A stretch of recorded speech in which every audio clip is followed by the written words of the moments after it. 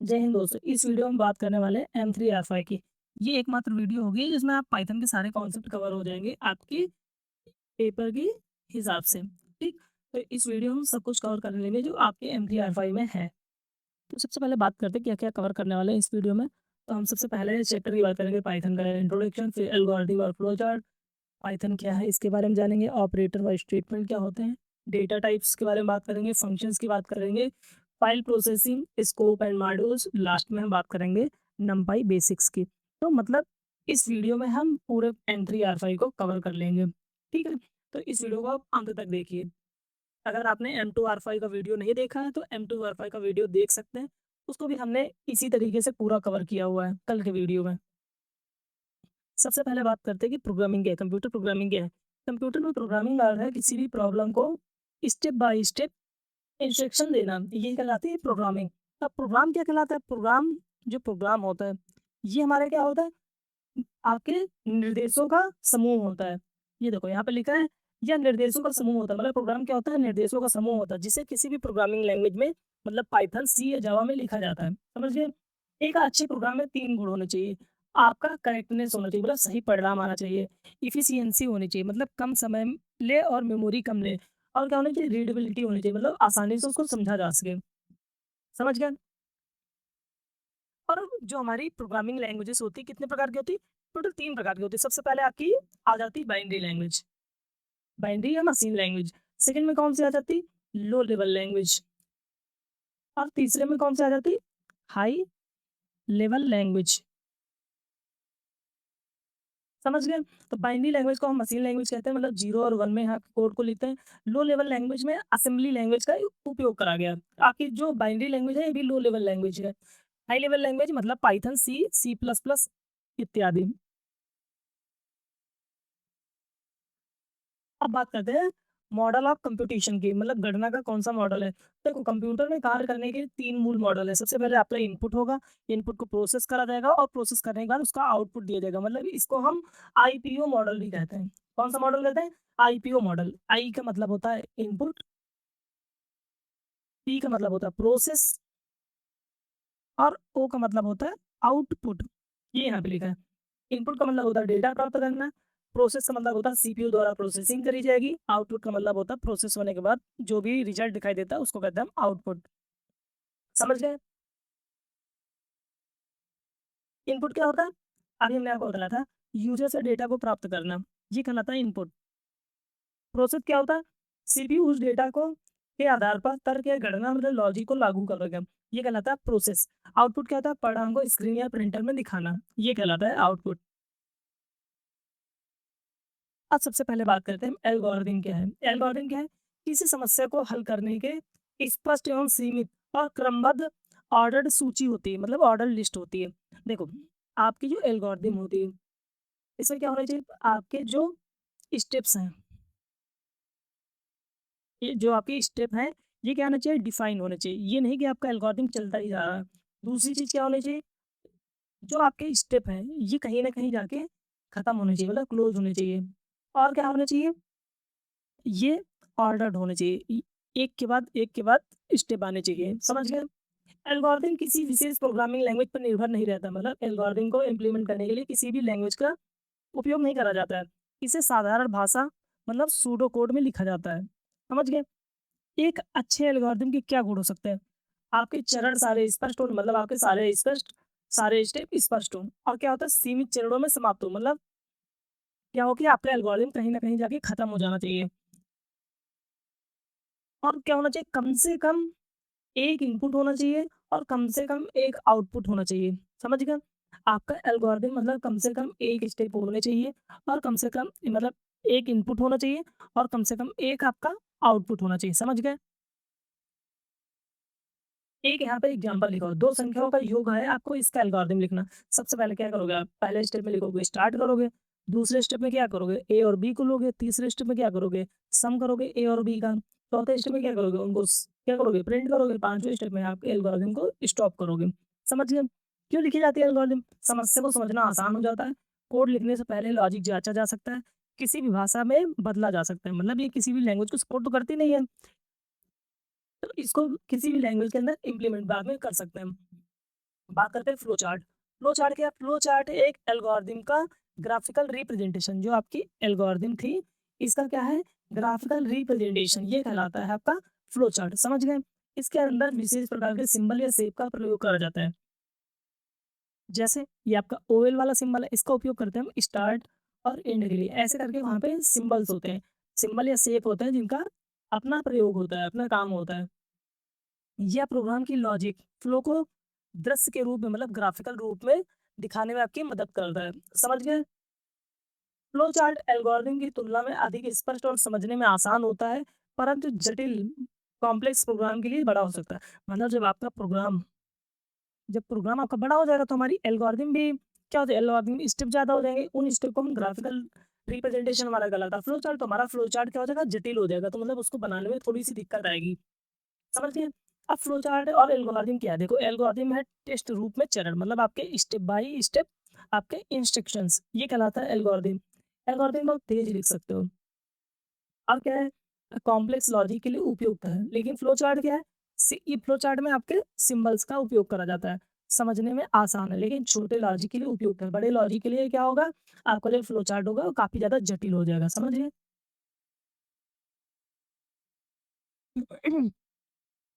अगली बात करते हैं कंपाइलेशन, टेस्टिंग, डीबगिंग और डॉक्यूमेंटेशन। कंपाइलेशन क्या कहलाता है? हाई लेवल लैंग्वेज में लिखे गए सोर्स कोड को मशीन लैंग्वेज में बदलने की प्रक्रिया कंपाइलर द्वारा की जाती है। देखो, हमारी बात समझो। जो आपके कंपाइलर होता है, देखो 3 तरीके के ट्रांसलेटर होता है अपने यहाँ। एक असेंबलर होता है, एक आपका कंपाइलर होता है और एक इंटरप्रेटर होता है। असेंबलर क्या काम करता है? ये आपकी असेंबली लैंग्वेज को मशीन लैंग्वेज में कन्वर्ट करने का काम करता है। और कंपाइलर क्या होता है? कंपाइलर आपकी हाई लेवल लैंग्वेज, मतलब सी, जावा वगैरह को मशीन लैंग्वेज में कन्वर्ट करने का काम करता है। सेम आपका काम करता है इंटरप्रेटर भी, आपकी हाई लेवल लैंग्वेज को मशीन लैंग्वेज में कन्वर्ट करने का काम करता है। अब ये दोनों में फ़र्क क्या है? तो जो हमारा कंपाइलर है, कंपाइलर क्या करता है? ये पूरे सोर्स कोड को एक बार में पढ़ता है और प्रोग्राम को एग्जीक्यूट करता है।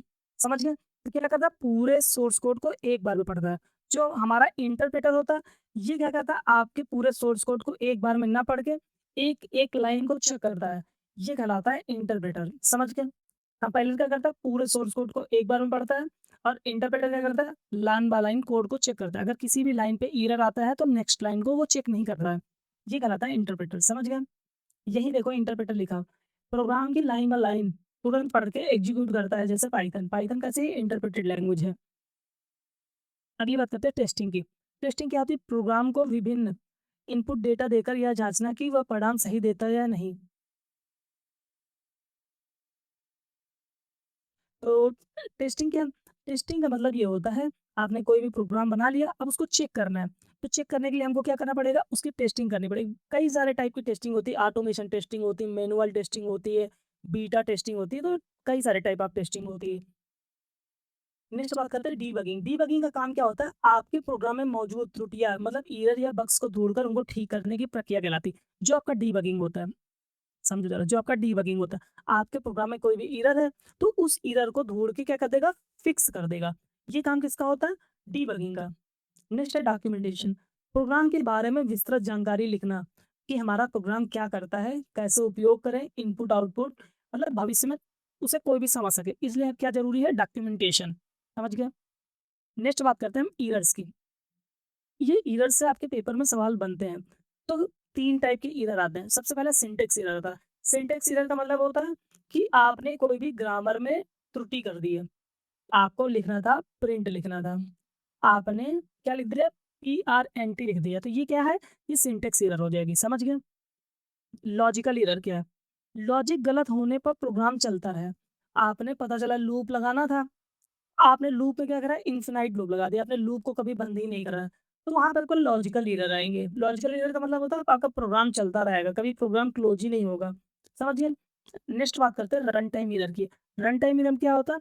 प्रोग्राम चलते समय अचानक से रुक जाना। आपका प्रोग्राम चल रहा है, अचानक से उसपे कोई भी त्रुटि आ जाती है, कोई भी रुक जाता है अचानक से, तो उसको कहते हैं हम रन टाइम एरर। समझ गए?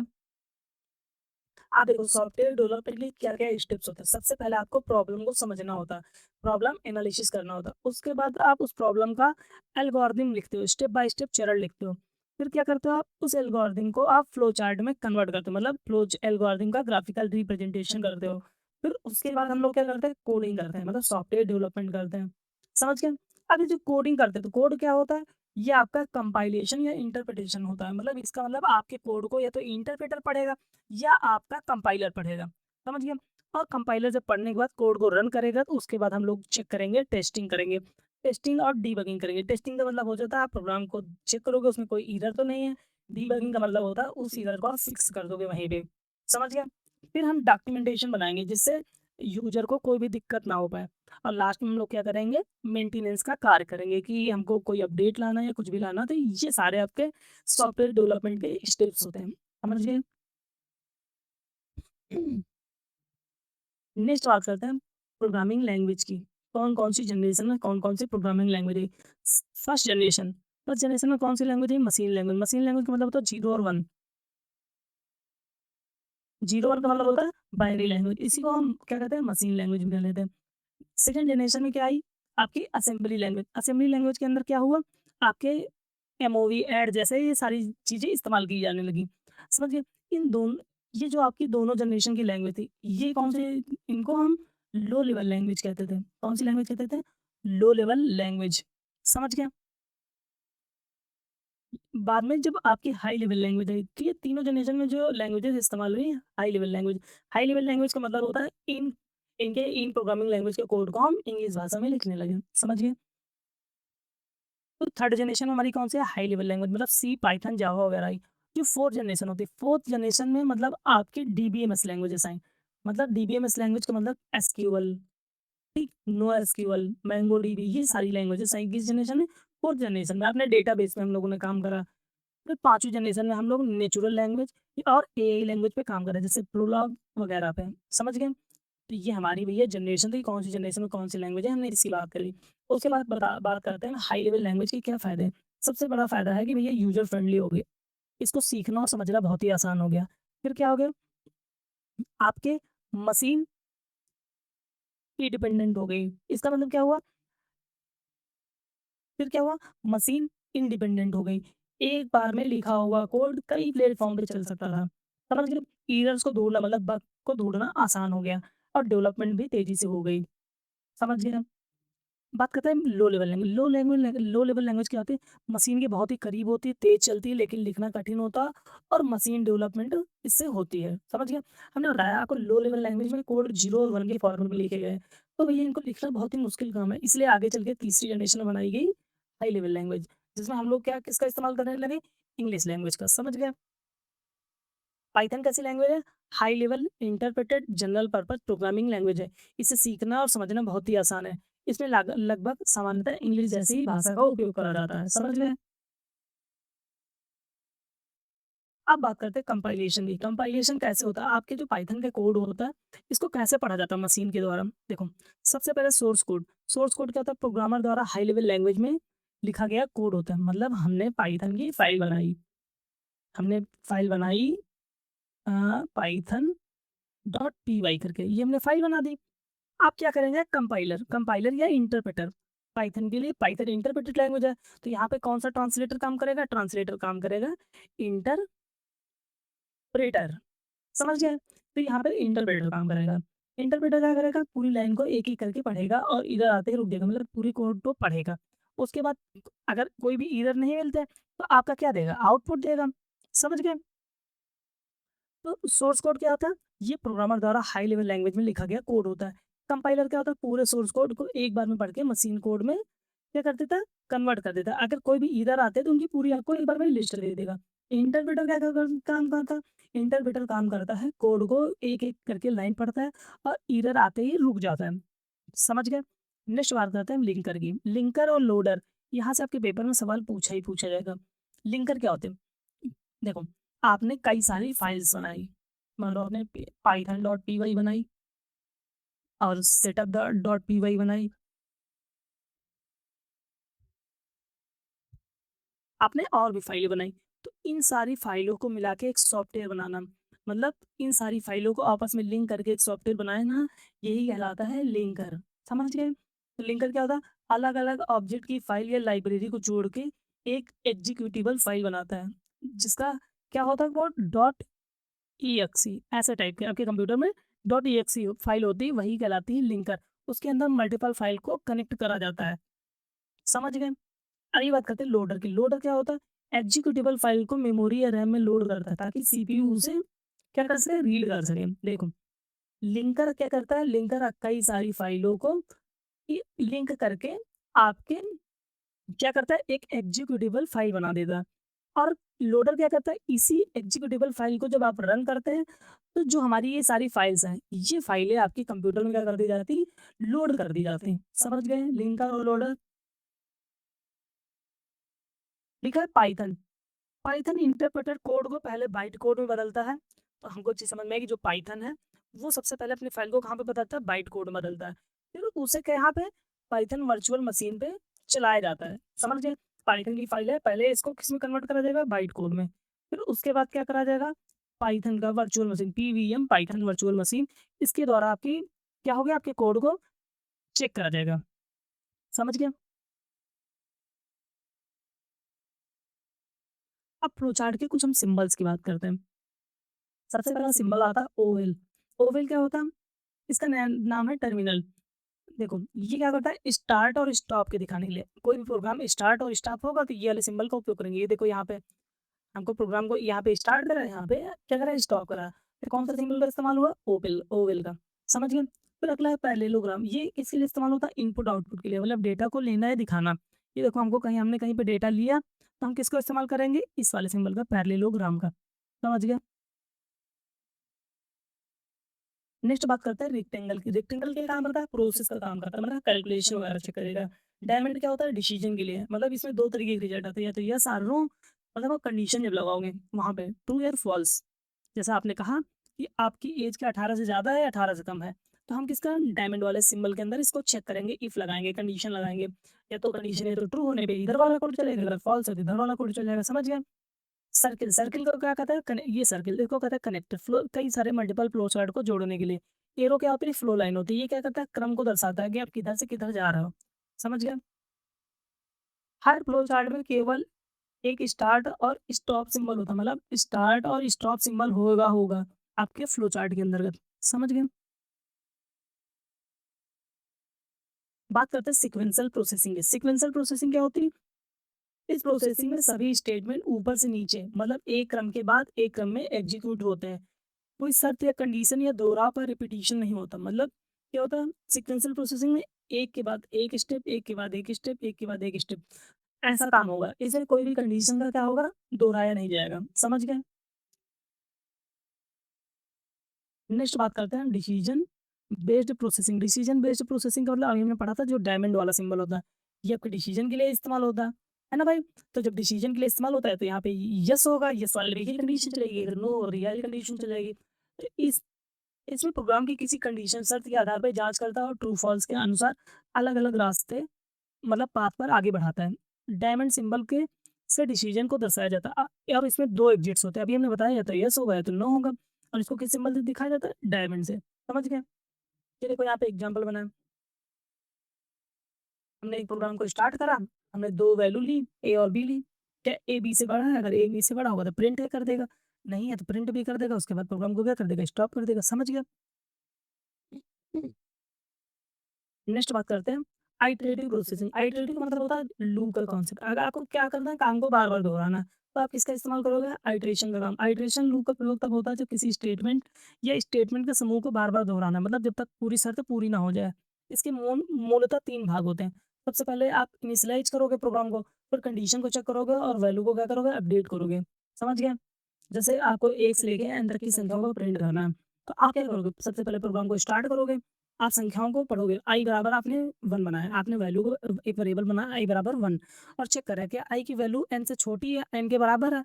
अगर है तो भैया प्रिंट कर दो आई को। और लास्ट में क्या कर रहे हो? आप आई की वैल्यू को एक-एक करके बढ़ा रहे हो। पता चला अभी आई की वैल्यू 1 है, तो ये कंडीशन बार-बार ट्रू होती रहेगी, नहीं होती रहेगी। तो होती रहेगी, तो इस वजह से आइटरेशन को आपको बढ़ाना ज़रूरी है, क्योंकि प्रोग्राम आगे चल के कहीं पे रुकना चाहिए और लास्ट में क्या कर देंगे? स्टॉप कर देंगे।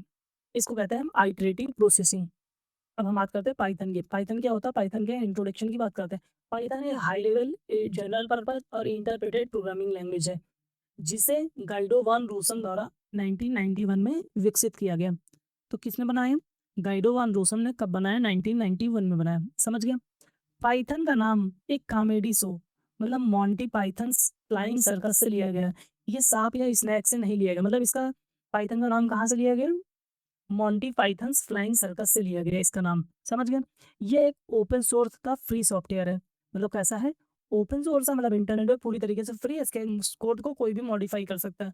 समझ गए? और ये किसी भी ऑपरेटिंग सिस्टम पे चल जाता है, मतलब वो विंडोज हो, लिनक्स हो या मैक हो, सब पे चलाया जा सकता है। पाइथन का सिंटेक्स सरल और इंग्लिश भाषा जैसा होता है, जिससे ये शुरुआती मतलब जो शुरुआती प्रोग्रामर होते हैं उनके लिए बेस्ट लैंग्वेज मानी जाती है। समझ गए? इसके क्या एप्लीकेशन, इसका उपयोग कहाँ-कहाँ करा जाता है? वेब डेवलपमेंट के अंदर, डेटा साइंस, मशीन लर्निंग के अंदर, ऑटोमेशन के अंदर, स्क्रिप्टिंग के अंदर और गेम डेवलपमेंट में इसका उपयोग सबसे ज़्यादा करा जा रहा है। समझ गए? अब बात करते हैं पाइथन में प्रोग्राम को कैसे लिखते हैं। तो सबसे पहला प्रोग्राम यहाँ पे है, आपने करा प्रिंट, प्रिंट हेलो वर्ल्ड, तो आपका आउटपुट क्या आ गया? Hello world. अब मतलब हमको एक चीज़ समझ में आई कि पाइथन में कुछ भी प्रिंट करने के लिए कौन-सा फंक्शन इस्तेमाल करा जाता है? प्रिंट फंक्शन का उपयोग करा जाता है। समझ गए? अब पाइथन में जो वर्तमान प्रेज़ेंट में वर्ज़न चल रहा है, वो चल रहा है 3.14.3। ये आपका पाइथन में कौन-सा चल रहा है? Present version. समझ गए? पाइथन का अभी लेटेस्ट वर्ज़न ये है, पाइथन 3.14.3। समझ गए? अब पाइथन की विशेषता क्या है? पाइथन की विशेषता है सिंपल एंड ईज़ी है, मतलब इंग्लिश जैसा सरल सिंटैक्स है। इंटरप्रेटेड है, लाइन बाय लाइन कोड को एग्ज़ीक्यूट करता है, चेक करता है। और क्या है? डायनामिकली टाइप्ड है, मतलब वेरिएबल का टाइप पहले से बताना ज़रूरी नहीं। मतलब आप ये नहीं आपको करना, जैसे सी में हम लोग क्या करते थे? हम लोग करते थे, हमको नंबर बनाना है तो हम लोग लिखते थे नम ए बराबर 5। ये कहाँ पर लिखा है? पाइथन में आप डायरेक्टली ए बराबर 5 लिख सकते हैं। तो आपके पाइथन को पता चल जाता है कि ए का टाइप क्या है? नंबर है। समझ गए? तो आपको टाइप पहले से डिफाइन करना ज़रूरी नहीं है। क्या है? पोर्टेबल है। एक बार लिखा हुआ कोड कहीं भी चल सकता है, मतलब सी पे भी कोड को रन करा जा सकता है। फिर क्या है? एक्सटेंसिव हाँ, एक्सटेंसिव लाइब्रेरी। इसका काम क्या होता है? मतलब इसकी बहुत सारी लाइब्रेरीज़ हैं, नमपाई है, पांडास है, मैंगो, जेंगो है। देखो, इसकी पाइथन है, पाइथन की इसकी खूब सारी लाइब्रेरी हैं। नमपाई, पांडास, जेंगो जैसे 1 लाख लाइब्रेरीज़, मतलब फ्लैस्क वगैरह बहुत सारी चीज़ें हैं जो इस्तेमाल करी जा सकती हैं। ये क्या है? ऑब्जेक्ट ओरिएंटेड, मतलब क्लास और ऑब्जेक्ट को सपोर्ट करता है। और सबसे मेन बात क्या है? ओपन सोर्स है, फ्री है, मतलब इसका कोई भी चार्जेस नहीं है। ये अन्य भाषाओं से क्यों बेहतर है? सी, जावा की तुलना में कम लाइन में अधिक काम हो जाता है। कर्ली ब्रेसेस की जगह पे इंडेंटेशन का उपयोग, इंडेंटेशन का मतलब होता है स्पेस का उपयोग करा जाता है। सेमीकोलन अनिवार्य नहीं। आपको सी में क्या होता है? सेमीकोलन लगाना पड़ता था। और क्या है? Built in data type, built in data structure, मतलब लिस्ट, डिक्शनरी, सेट, यहाँ पे क्या होता है? सीधे अवेलेबल होते हैं। नेक्स्ट बात करते हैं, पाइथन में इंटरप्रेटर और प्रोग्राम एग्जीक्यूशन कैसे होता है? पाइथन एक इंटरप्रेटेड लैंग्वेज है। इसका मतलब क्या होता है? इसका कोड सी पाइथन इंटरप्रेटर द्वारा चलाता है। कौन सा यहाँ पे इंटरप्रेटर काम करता है? सी पाइथन। समझिए? अगर ये सवाल पूछा जाए कि आपके पाइथन में इंटर कौन सा इंटरप्रेटर होता है? सी पाइथन इंटरप्रेटर होता है। एग्जीक्यूशन की प्रक्रिया क्या होती है? आपके पूरे सोर्स कोड हमने पीछे समझा था। आपका सोर्स कोड होता है, आपने फाइल बनाई, ये यहाँ पे बनाई। आपने बनाया nm.py फाइल बनाया। फिर क्या करेगा? इस कोड को पहले सबसे पहले किसमें कन्वर्ट करा जाएगा? बाइट कोड में। बाइट कोड में करा जाएगा। बाइट कोड में कन्वर्ट करने के बाद क्या करा जाएगा? आपके पाइथन वर्चुअल मशीन में भेजा जाएगा और उसके बाद आपके रिजल्ट को शो करा जाएगा। ये क्या होता है? ये आपके पाइथन के एग्जीक्यूशन की क्या होते हैं? स्टेप्स होते हैं। समझ गए? और पाइथन में प्रोग्राम चलाने के 2 तरीके होते हैं। सबसे पहले आता है इंटरैक्टिव मोड, जो आपको ये ऐसे पाइथन में दिखता है ना, इसको कहते हैं हम इंटरैक्टिव मोड। इसमें क्या होता है? इसमें आपको पाइथन की फाइल नहीं बनानी पड़ती। आप सीधे अगर 5+2 लिख दोगे तो आउटपुट क्या आ जाएगा? 7 आ जाएगा। समझ गए? तो आप सीधे टर्मिनल पर अपने स्टेटमेंट को टाइप करके तुरंत ही क्या कर सकते हैं? रिजल्ट देख सकते हैं। नेक्स्ट आता है स्क्रिप्ट मोड। स्क्रिप्ट मोड में क्या होता है? सबसे पहले आपको फाइल बनाती है। हमने मान लो नम नाम की फाइल बनाई और लास्ट में आपको .py एक्सटेंशन लगाना पड़ता है। उसके बाद आप पाइथन के कोड को रन कर पाओगे। ये कहलाती है कौन सी मोड? Script mode. समझ गए? अब बात करते हैं कमेंट, लिटरल और कॉन्स्टेंट्स। कमेंट क्या होता है? कोड को समझाने के लिए लिखी हुई टिप्पणी, जिसे इंटरप्रेटर एग्जीक्यूट नहीं करता। तो हमको एक चीज़ समझ में आई, जो ये यहाँ पे लिखा हुआ देखो, ये आपकी लाइन लिखी हुई, ये क्या होगा? ये पाइथन के द्वारा कभी रीड नहीं करी जाएगी। क्यों? क्योंकि इसकी एक को क्या कर दिया इसने? एक कमेंट, मतलब ये समझने के लिए बस लिखी हुई है। और इसको लिखने के लिए कौन से सिंबल का उपयोग करते हैं? हैश वाले सिंबल का उपयोग करते हैं। ये देखो यहाँ पे हैश वाला सिंबल लगा है, समझ गए ना? अगर इस सिंबल का आप उपयोग कर लेते हैं तो ये इसको इस लाइन को कमेंट माना जाएगा। अगर आपको मल्टी लाइन कमेंट लिखना, आपको 3-4 लाइनों को कमेंट में लिखना है, जैसे ये हमारे पास 2 लाइन है, इनको मल्टी लाइन कमेंट लिखना, तो आपको किसका इस्तेमाल करने का? 3 कोट्स का इस्तेमाल करना पड़ेगा।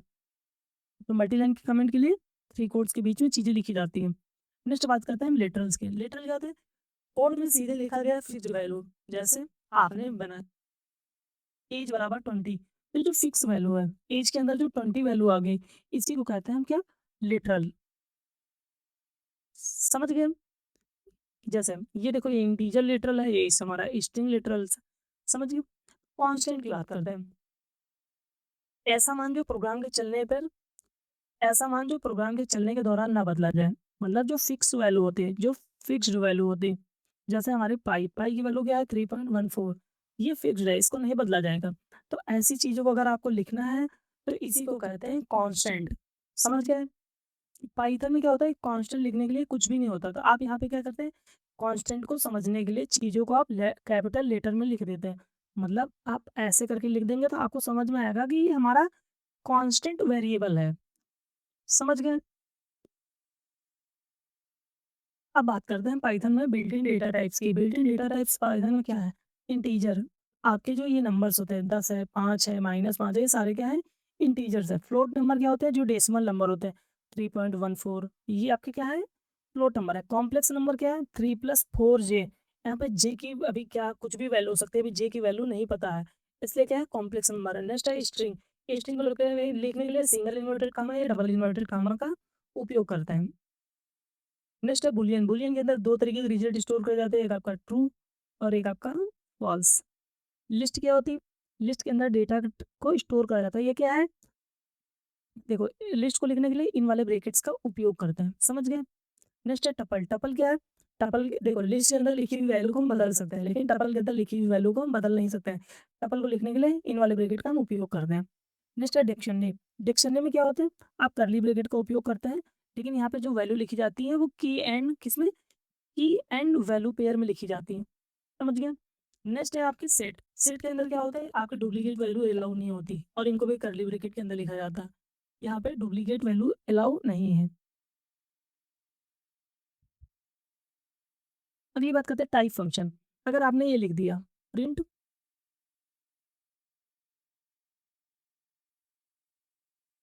इसको हमने लिखा ए बराबर 10 लिखा, हमने कर दिया प्रिंट टाइप ए। तो अब ए का टाइप क्या है? ए का टाइप नंबर है, तो आपको आउटपुट में क्या मिलेगा? नंबर मिलेगा। नंबर मतलब इंट मिलेगा। समझ गया? तो ये अगर आपको किसी भी वेरिएबल का टाइप चेक करना है तो कौन से फंक्शन का उपयोग करा जाता है? टाइप वाले फंक्शन का उपयोग करा जाता है। ये यहाँ एग्जांपल लिखा, एक्स की वैल्यू 10 है तो क्या हमारा टाइप रिटर्न हो गया? इंटीजर। अगर मैं वाई की वैल्यू 3.5 रख दी तो क्या हमारा टाइप आया? फ्लोट।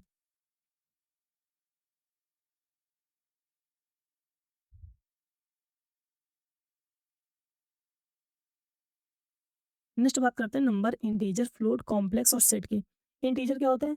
बिना दशमलव वाली संख्या, मतलब जो धनात्मक और ऋणात्मक संख्या होती है, जैसे 5 -10, ये क्या है? ये आपकी इंटीजर वैल्यू। क्या कैसी value? Integer value. Float value मतलब जो डेसिमल वाली संख्या होती है, जैसे आपके 3.14, 3.4 है, ये आपकी कैसा डेसिमल नंबर है। कॉम्प्लेक्स क्या होता है?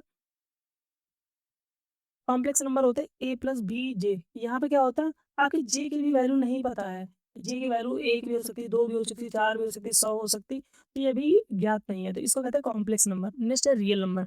रियल नंबर इंटीजर और फ्लोट दोनों मिलाकर वास्तविक संख्या कहलाती है। जो इंटीजर नंबर होते हैं, जो फ्लोट नंबर होते हैं, ये क्या कहलाती है? रियल नंबर कहलाते हैं। सेट क्या होते हैं? सेट के बारे में बात करते हैं। सेट क्या होता है? यूनिक होता है। यहाँ पे यूनिक वैल्यू को रखा जाता है और ये अनऑर्डर्ड होता है। समझ गए? और इनको लिखने के लिए कर्ली ब्रैकेट का उपयोग करा जाता है। ये देखो, जो कर्ली ब्रेसेस होते हैं ये डिक्शनरी के लिए भी उपयोग होते हैं, लेकिन डिक्शनरी में जो वैल्यू रखी जाती है वो की एंड वैल्यू पेयर में रखी जाती है। यहाँ पे क्या रखी जाती है? यहाँ पे आपकी यूनिक वैल्यू रखी जाती है। समझ गए? ये देखो यहाँ पे लिखा है ए बराबर 10, इसका टाइप क्या है? इंटीजर। बी बराबर 3.5 क्या है? फ्लोट। सी बराबर 2 + 3 है, ये क्या है? कॉम्प्लेक्स नंबर है। अब हम देखो प्रिंट कर रहे हैं, है ना?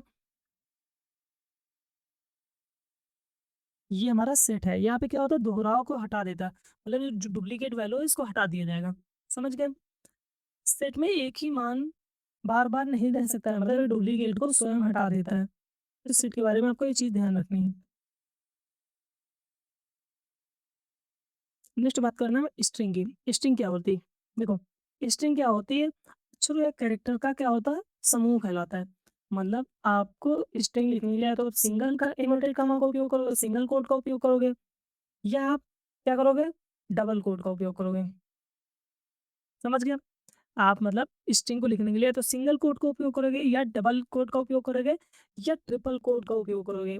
इन तीनों में स्ट्रिंग को लिखा जा सकता है। ये क्या होते हैं? कैरेक्टर का समूह होता है। मतलब आपने इसके अंदर राम लिख दिया, राम लिख दिया, इसके अंदर भी राम लिख दिया, तो तीनों क्या हो जाएंगी? ये तीनों हमारी हैं स्ट्रिंग। समझ गए? हर कैरेक्टर की स्थिति मतलब पोजीशन होती है। देखो, आपने यहाँ पे ए बराबर एक वेरिएबल बनाया, देखो यहाँ पे समझ लेते हैं। एक एस नाम का एक वेरिएबल बनाया जिसके अंदर हमने लिखा पाइथन। क्या लिखा? पाइथन। अब देखो जरा, जो इंडेक्सिंग चालू होती है, जो हमारी क्या होती है, पॉजिटिव इंडेक्सिंग होती है, वो चालू होती है जीरो से। इसका इसका क्या है? इंडेक्स क्या है? Zero, one, two, three, four, five. अगर हमको इसकी मान लो वाई की वैल्यू चाहिए, ये हमको चाहिए वन इंडेक्स पे क्या है, तो अगर हमने कहा एस, ये हमारा एस बराबर है, ये देखो, अगर हमने इसके अंदर वन इंडेक्स लिख दिया तो वन इंडेक्स पे हमारा वाई है, तो आउटपुट में क्या आ जाएगा? वाई आ जाएगा। अब इधर देखो, समझ में आएगा आपको। और निगेटिव इंडेक्सिंग की तुरंत बात कर लेते हैं। अगर आप पीछे से जा काउंट करते हैं तो ये निगेटिव, इसका इंडेक्स क्या होता है? Minus one, minus two, minus three, minus four, minus five. समझ गए? अब देखो जरा पाइथन ये कह रहा है कि एस जीरो पे लो, जीरो इंडेक्स पे क्या पी है, तो पी को प्रिंट कर दिया। कह रहा है प्रिंट, कहाँ जा रहा है? Minus one index, minus one index क्या है? एन, एन को हमने क्या कर दिया? प्रिंट कर दिया। नेक्स्ट बात करते हैं। देखो, अब यहाँ पे पहले एक लाइन समझो। स्लाइसिंग क्या होती है? स्लाइसिंग होती है आपके स्ट्रिंग को काट कर कोई भी हिस्सा निकालना। समझ गए? तो जो सबसे पहले चीज लिखी जाती है उसको कहता है स्टार्ट। कहाँ से स्टार्ट करना? और फिर उसके बाद आता है स्टॉप पॉइंट, कहाँ पे आपको क्या करना? स्टॉप करना। और नेक्स्ट होता है आपका स्टेप, मतलब कितना गैप गैप करके, कितने स्टेप का मतलब होता है कितने गैप करके आपको चीजों को निकालना है। समझ गए? आप देखो जरा इधर, आपका 1 से लेके 4 तक लिखा, और जो हमारा स्टेप वाला होता है ये हमेशा चलता है n-1 तक। तो 1 से लेके 4, 1 से 4 का मतलब n-1 3 तक जाएगा। 1 की वैल्यू हमारी y है, फिर 2 की वैल्यू t है, और 3 की वैल्यू क्या है? h है। तो क्या प्रिंट हो गया? YTH। समझ गए? अब देखो जरा, यहाँ पे कह रहा आपका स्टार्ट पॉइंट तो दिया नहीं, एंड पॉइंट दिया 3। तो स्टार्ट हमारा कहाँ से होगा? 0 से होगा। 3 का मतलब होता है 2 तक दिएगा, तो क्या आ जाएगा? PYT। PYT हमारा यहाँ प्रिंट हो गया। समझ गए? अब देखो कह रहा है स्टार्ट पॉइंट दिया नहीं, एंड पॉइंट दिया नहीं, और हमको क्या करना? इसको -1 मतलब उल्टे साइड से प्रिंट करने जाना था। उल्टे साइड से अगर हम प्रिंट करेंगे पाइथन को तो क्या होगा? पहले P होगा, फिर Y होगा, फिर T होगा, H होगा, O होगा, N होगा। तो ऐसे करके आपकी स्ट्रिंग क्या हो जाएगी? प्रिंट हो जाएगी। समझ गए? अब मोस्ट इंपॉर्टेंट चीज़ यहाँ पे समझो जरा, जो कि पाइथन की स्ट्रिंग है ये इम्यूटेबल है। इम्यूटेबल का मतलब होता है, अगर आपने क्या करा, इसको एक बार बना दिया तो आप इसके अंदर चेंजेस नहीं कर सकते हो। आप ये नहीं कह सकते हो कि आप एस जीरो इंडेक्स पे जाओ उसकी वैल्यू को वाई कर दो। ये काम आप नहीं कर सकते हो। क्यों? क्योंकि पाइथन जो स्ट्रिंग होती है इम्यूटेबल होती है। एक बार बनने के बाद उसमें कैरेक्टर को सीधे बदला नहीं जा सकता है। समझ गए? हम्म।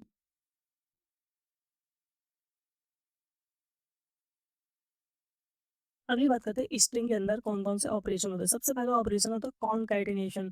ये क्या करता है? दो या दो से अधिक स्ट्रिंग को प्लस ऑपरेटर से जोड़ देता है। देखो, ये यहाँ पे हमने ए नाम का एक वेरिएबल बना जिसके अंदर गुड लिखा, बी नाम का वेरिएबल बना जिसके अंदर हमने लिखा मॉर्निंग लिखा। फिर क्या करा? प्रिंट करा, प्लस का सिंबल लगाया, मतलब कॉन्केटनेट कर रहा है, तो एक हमने ब्लैंक स्ट्रिंग लगाई और बी लगाया, तो हमारा क्या प्रिंट हो गया? Good morning. बीच में हमारा स्पेस प्रिंट हो गया। नेक्स्ट है हमारा रिपीटिशन। रिपीटिशन मतलब होता है आप की वाले सिंबल लगा के आप किसी भी स्ट्रिंग के ऑपरेशन को बार बार दोहरा सकते हो। जैसे हमने प्रिंट ए, देखो, ए इंटू थ्री कर दिया। अभी क्या कर रहा है? ए के अंदर क्या है? गुड लिखा। अब 3 बार इसको रिपीट कर देगा। क्या कर देगा? गुड कर देगा, गुड कर देगा, फिर गुड कर देगा। हमारे 3 बार कोड को क्या कर देगा? चला देगा। समझ गए? अगला मेंबरशिप ऑपरेटर। मेंबरशिप ऑपरेटर मतलब इन या नॉट इन।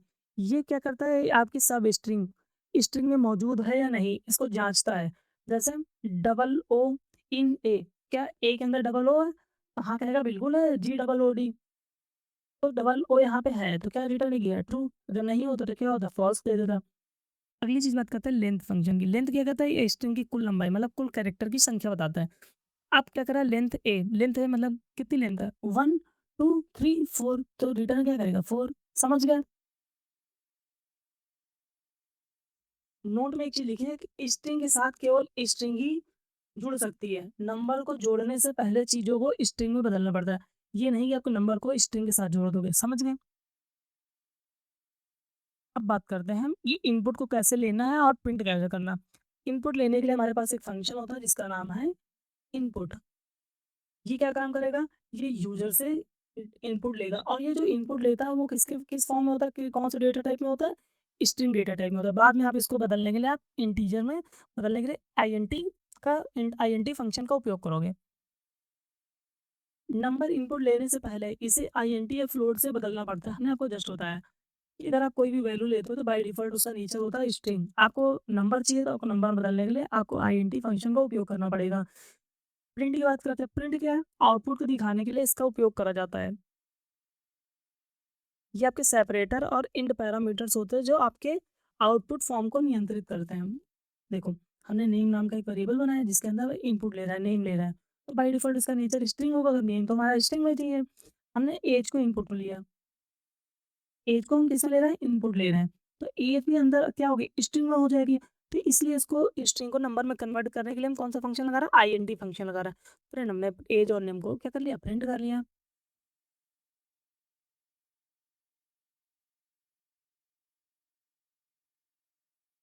नेक्स्ट बात करते हैं हम असाइनमेंट स्टेटमेंट की।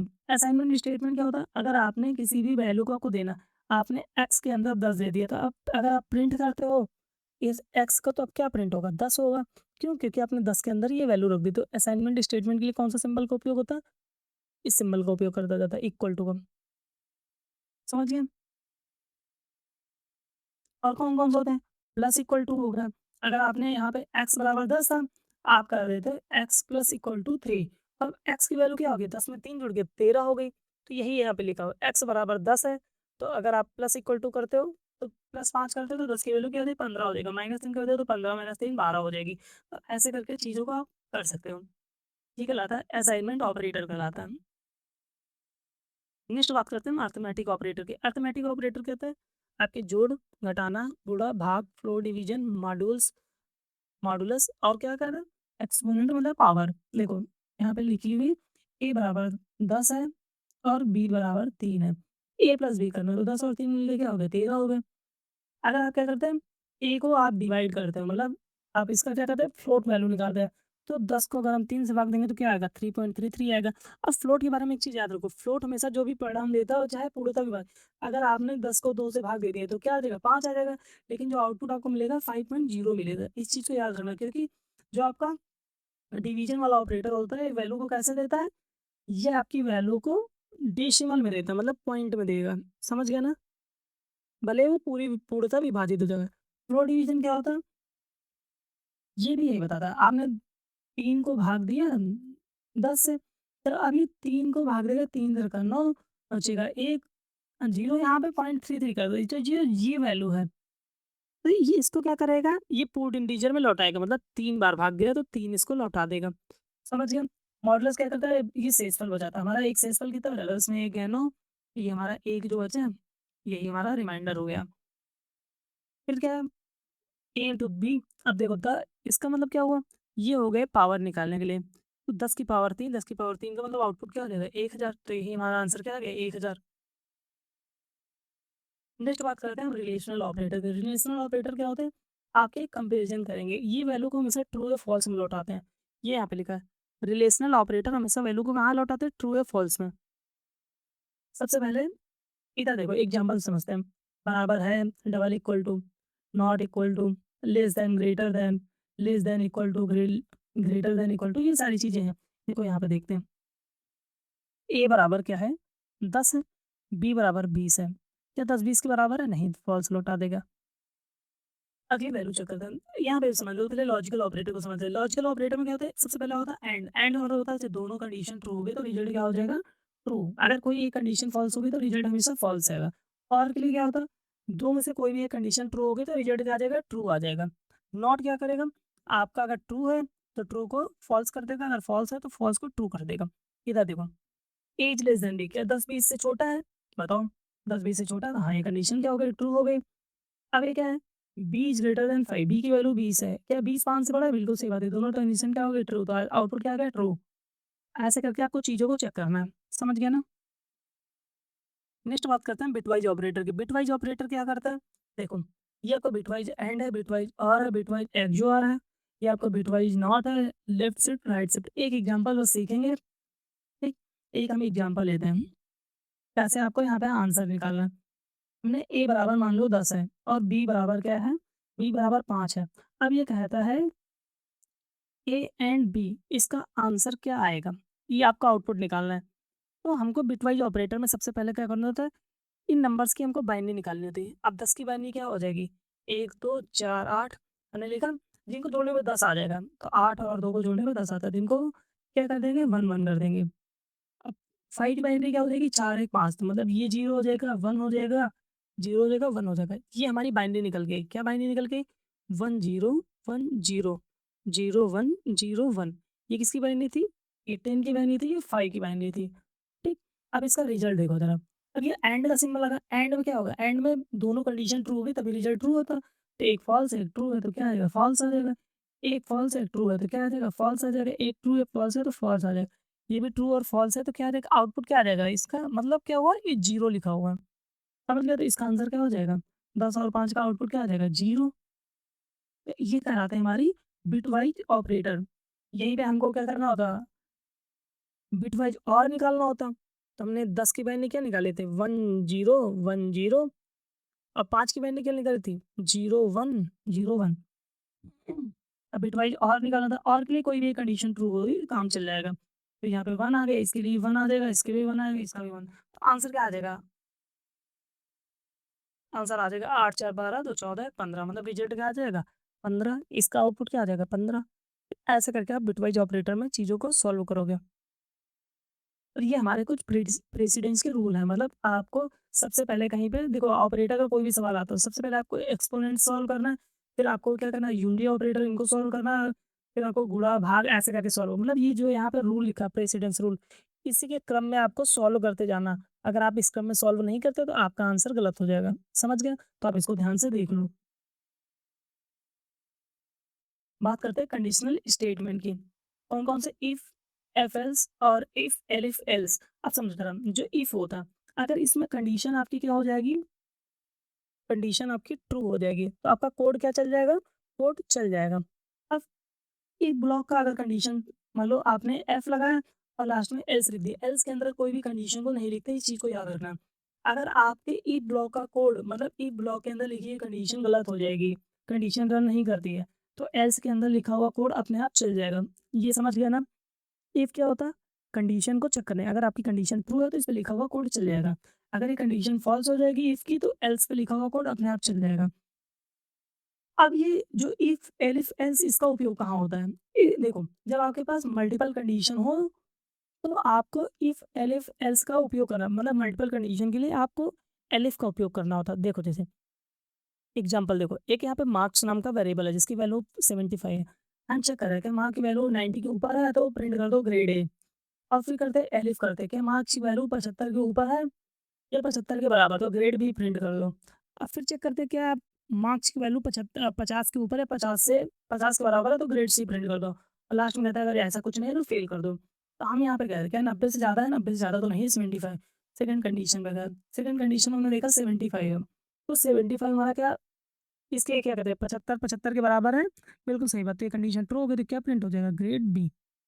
अगर आपके पास मल्टीपल कंडीशन होंगी तो आप किसका इस्तेमाल करोगे? इफ, एलिफ, एल्स का। मेन चीज़ याद रखो, पाइथन में ब्लॉक, मतलब ब्लॉक को जो देखो, हम लोग जावास्क्रिप्ट वगैरह इस्तेमाल करते थे, तो ब्लॉक को दिखाने के लिए तीन कर्ली ब्रैकेट का उपयोग करते थे। लेकिन यहाँ पे किसका उपयोग करते हैं? इंडेंटेशन का।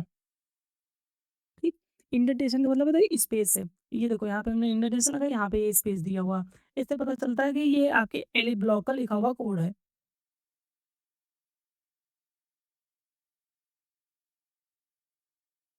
नेक्स्ट बात करते हैं हम आइटरेटिव कंप्यूटेशन की, मतलब और रेंज फंक्शन की। ये देखो, रेंज फंक्शन के बारे में कुछ समझो जरा पहले। जो आपका रेंज वाला फंक्शन होता है, इसके अंदर क्या-क्या चीज़ें होती हैं, एक मिनट ज़रा। देखो, अब हम बात करते हैं रेंज वाले फंक्शन की। रेंज फंक्शन काम क्या करता है? तो सबसे पहले इस पे जो पॉइंट होता है, इसको कहते हैं स्टार्ट पॉइंट, कि आपका रेंज वाला फंक्शन कहाँ से स्टार्ट होगा। फिर इसके बाद आता है स्टॉप पॉइंट, स्टॉप के बाद आता है स्टेप पॉइंट। देखो, स्टार्ट मतलब कहाँ से आपका फंक्शन स्टार्ट होगा, कहाँ पे आपका फंक्शन एंड होगा। जो स्टॉप पॉइंट होता है, ये हमेशा चलता कहाँ तक? n-1 तक। इस चीज़ को याद रखना। स्टेप पॉइंट होता है आपका गैप होता है, कि कितने स्टेप का आपको गैप करना है। समझ गए? अब इधर देखो ज़रा, एक प्रोग्राम समझते हैं। यहाँ पे लिखा फॉर आई इन रेंज 5। अब जो आपका प्रोग्राम है देखो, यहाँ पे आपका स्टार्ट पॉइंट दिया नहीं, आपका एंड पॉइंट दिया। तो स्टार्ट कहाँ से होगा? 0 से होगा, 1 होगा, 2 होगा, 3 होगा, 4 होगा। 5 को क्यों नहीं प्रिंट करेगा? हमने बताया था जो स्टार्ट पॉइंट होता है हमेशा चलता है n-1 तक। तो आपका आउटपुट n-1 तक मतलब 5 - 1 से मतलब 4 तक चलेगा। तो ये आपका आउटपुट आ गया। अब बात करते हैं कि आपका अगर स्टार्ट पॉइंट दिया है और यहाँ पे एंड पॉइंट दिया और स्टेप दिया, तो क्या-क्या काम करेगा?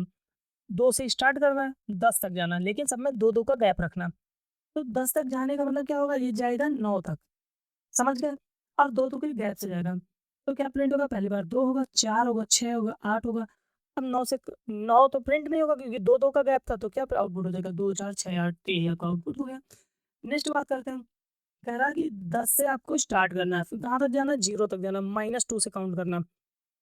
देखो ज़रा, अगर आपका 10 से स्टार्ट होगा, ये 10 है आपका, फिर आपको जाना है 0 तक, 2-2 के गैप से, तो 10 होगा, फिर 8 होगा, 6 होगा, 4 होगा और 2 होगा, तो ये आपका आउटपुट हो जाएगा। तो यही आउटपुट आपका प्रिंट हो गया।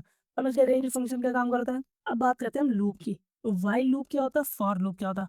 व्हाइल लूप जब कंडीशन ट्रू रहे, तो ब्लॉक कोड बार-बार चलता है। देखो, आपका जो व्हाइल लूप होता है, व्हाइल लूप क्या के लिए क्या होता है? जब आपके पास कंडीशन होगी तो आप व्हाइल लूप का उपयोग करोगे। सबसे पहले व्हाइल लूप में आपको वेरिएबल को बनाना होता है। हमने i बराबर 1 नाम का एक वेरिएबल बनाया और व्हाइल लूप के अंदर चेक कर रहे हैं क्या i की वैल्यू 5 से छोटी है, 5 के बराबर है? अगर 5 से छोटी है, 5 के बराबर है तो क्या प्रिंट करना है? प्रिंट i कर देना। देखो, क्या हमारी आई के 1 क्या 5 से छोटा है, 5 के बराबर है? तो बिल्कुल सही बात, 5 से छोटी है तो 1 प्रिंट हो जाएगा। और हमने इसके बाद यहाँ पे क्या लगाया, आई की वैल्यू को 1 बढ़ा रहे हैं। क्यों बढ़ा रहे हैं? अगर आई की वैल्यू को हम यहाँ पे बढ़ाएँगे या घटाएँगे नहीं, तो ये कोड फिर से चलेगा। ये वैल्यू कंडीशन हमेशा ट्रू रहेगी। ट्रू रहेगा तो आपका क्या हो जाएगा, ये इन्फिनाइट लूप बन जाएगा। ये लूप कभी खत्म ही नहीं होगा।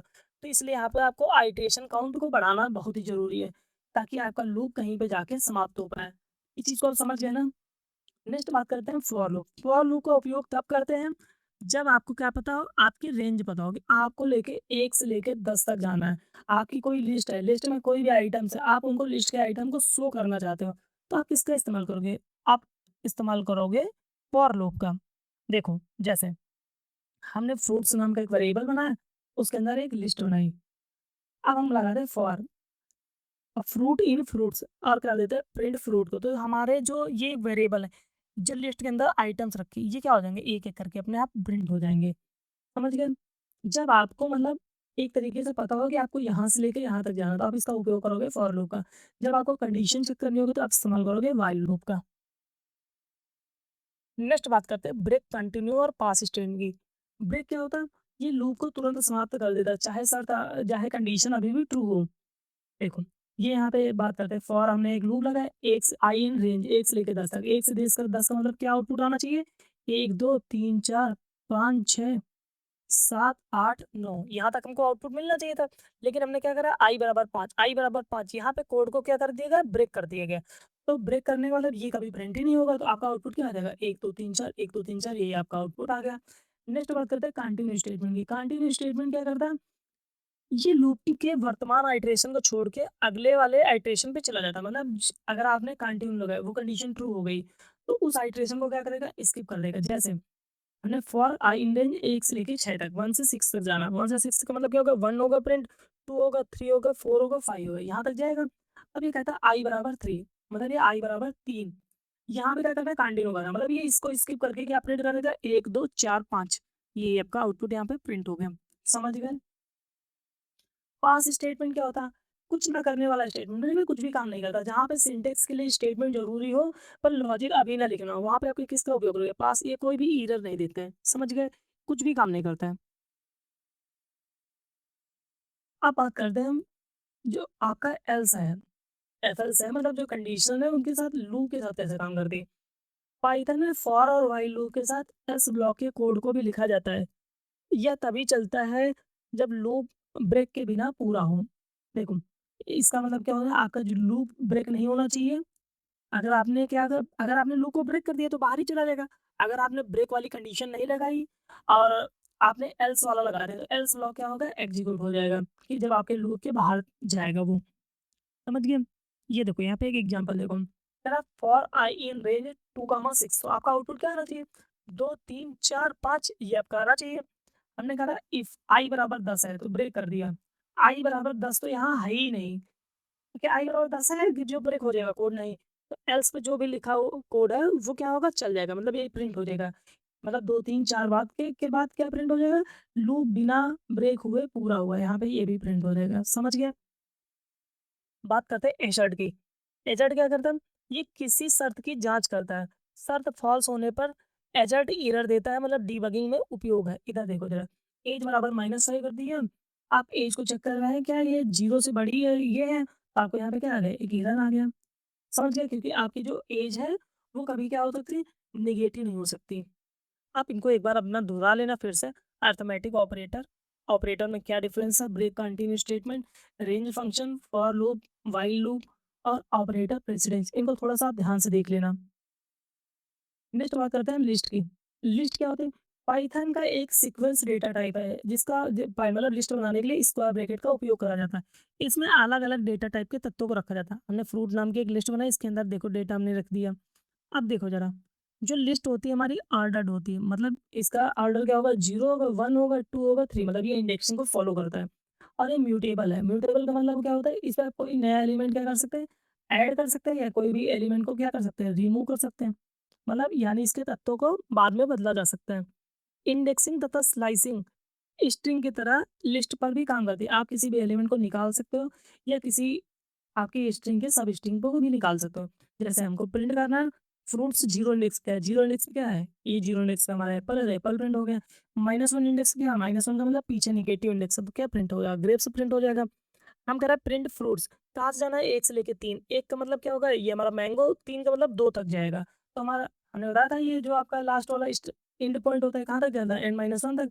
तो 3 का मतलब 2, तो आपका क्या प्रिंट हो जाएगा? मैंगो और बनाना भाई आपका यहाँ पे प्रिंट हो गया। समझे? अब देखो, हमने बताया था ये म्यूटेबल है। आपने फ्रूट्स के पहले आइटम को बदल दिया। पहला आइटम क्या था? यहाँ पे मैंगो था। आप उसकी वैल्यू आपने क्या कर दिया? पपाया कर दिया, तो ये बदल जाएगा। तो अब मतलब आपकी जो लिस्ट बनेगी, एप्पल, पपाया, बनाना, ग्रेप्स ये हो जाएँगे। लिस्ट में डुप्लीकेट वैल्यू क्या है? अलाउ है। समझ गए? ये थी हमारी लिस्ट। लिस्ट में कौन-कौन से ऑपरेशन होते हैं? आप कॉन्कैटनेट कर सकते हो, मतलब ये आपके पास 2 लिस्ट हैं, आप 2 लिस्ट को ऐसे जोड़ सकते हो। रिपीटिशन कर सकते हो। आप इनको 2 बार, 3 बार, जितनी बार चाहो उतनी बार दोहरा सकते हो। अपेंड क्या करता है? लिस्ट के अंत में क्या करता है? तत्व को जोड़ देता है, एलिमेंट को जोड़ देता है। इंसर्ट क्या करता है? निश्चित स्थान पर तत्व को जोड़ता है। आप चाहते हो 0 इंडेक्स पे जोड़े तो 0 पे जोड़ेगा, 2 पे चाहते हो 2 पे जोड़ेगा। रिमूव क्या करेगा? दिए गए मान को हटा देता है। पॉप क्या करता है? अंतिम वैल्यू को रिमूव कर देता है। सॉर्ट क्या करता है? लिस्ट को क्रमबद्ध तरीके से लगा देता है, मतलब असेंडिंग टू डिसेंडिंग ऑर्डर लगा देता है। लेंथ क्या करता है? लिस्ट की लंबाई को चेक करता है। एग्जांपल से देखो, एक अगर हमने एक लिस्ट बनाई, अपेंड करा, अपेंड मतलब ये 5 के बाद हमें एक 9 जुड़ जाएगा। देखो 9 जुड़ गया। इंसर्ट करा है, 0 इंडेक्स पे 100 आ गया, तो 3 0 इंडेक्स में पहले 3 था, अब 0 इंडेक्स पे क्या आ गया? 100 आ गया। रिमूव 1, रिमूव 1 का मतलब होता है पहले इंडेक्स में जो भी होगा वो हट जाएगा। सॉर्ट का मतलब होता है क्रमबद्ध तरीके से, मतलब ये असेंडिंग टू डिसेंडिंग ऑर्डर पे। लेंथ का मतलब ये लेंथ चेक करेगा, 1 2 3 4 5, तो आउटपुट क्या आ जाएगा? 5। ऐसे करके आपकी लिस्ट के ऑपरेशन होते हैं। नेक्स्ट बात करते हैं हम टपल की। टपल क्या है? लिस्ट जैसा ही सीक्वेंस डेटा टाइप है, परंतु यह राउंड ब्रैकेट के लिए राउंड ब्रैकेट में लिखा जाता है, मतलब इस वाले ब्रैकेट में टपल को लिखा जाता है। टपल का नेचर कैसा होता है? ये इम्यूटेबल है, मतलब एक बार बनने के बाद इसमें कोई भी चेंजेस नहीं होंगे, मॉडिफिकेशन नहीं होंगे। टपल लिस्ट की तुलना में तेज है, लेकिन डेटा को सुरक्षित रखने के लिए ये उपयोगी, मतलब डेटा की वैल्यू आप बदल नहीं सकते तो सुरक्षित हो जाएगी। कि हम से ब्रैकेट बनाते हैं, इन वाले ब्रैकेट के अंदर आप टपल का इस्तेमाल करते हैं। इंडेक्सिंग तथा स्लाइसिंग लिस्ट की तरह ही काम करती है, मतलब इंडेक्सिंग और स्लाइसिंग को आप कर सकते हो। एग्जाम्पल से देखते हैं। हमने टी नाम का एक क्या बनाया? टपल बनाया। उसके अंदर हमने ये वैल्यू रखी। हम प्रिंट करना चाहते हैं टी के 0 इंडेक्स पे था। ये 0 इंडेक्स पे 1 2 3 पे इंडेक्स पे है, तो 0 इंडेक्स पे क्या है? 10, तो 10 प्रिंट हो गया। 1 से लेके 3 तक, 3 का मतलब 2 तक जाएगा, तो क्या हो जाएगा आपका 20 और 30 से प्रिंट हो जाएगा, समझ गए?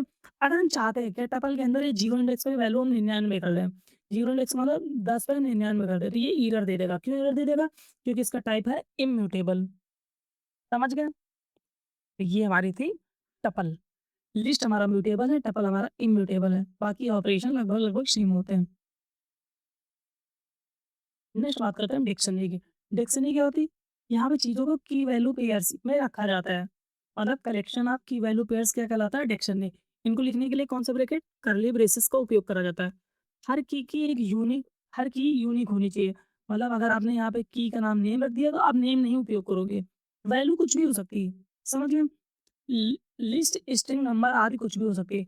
डिक्शनरी क्या है? म्यूटेबल है। म्यूटेबल का मतलब इसमें भी चेंजेस करे जा सकते हैं। परंतु इंडेक्स की जगह की से एक्सेस करा जाता है। यहाँ पे इंडेक्सिंग फॉलो नहीं होती, आप की से चीज़ों को एक्सेस करोगे।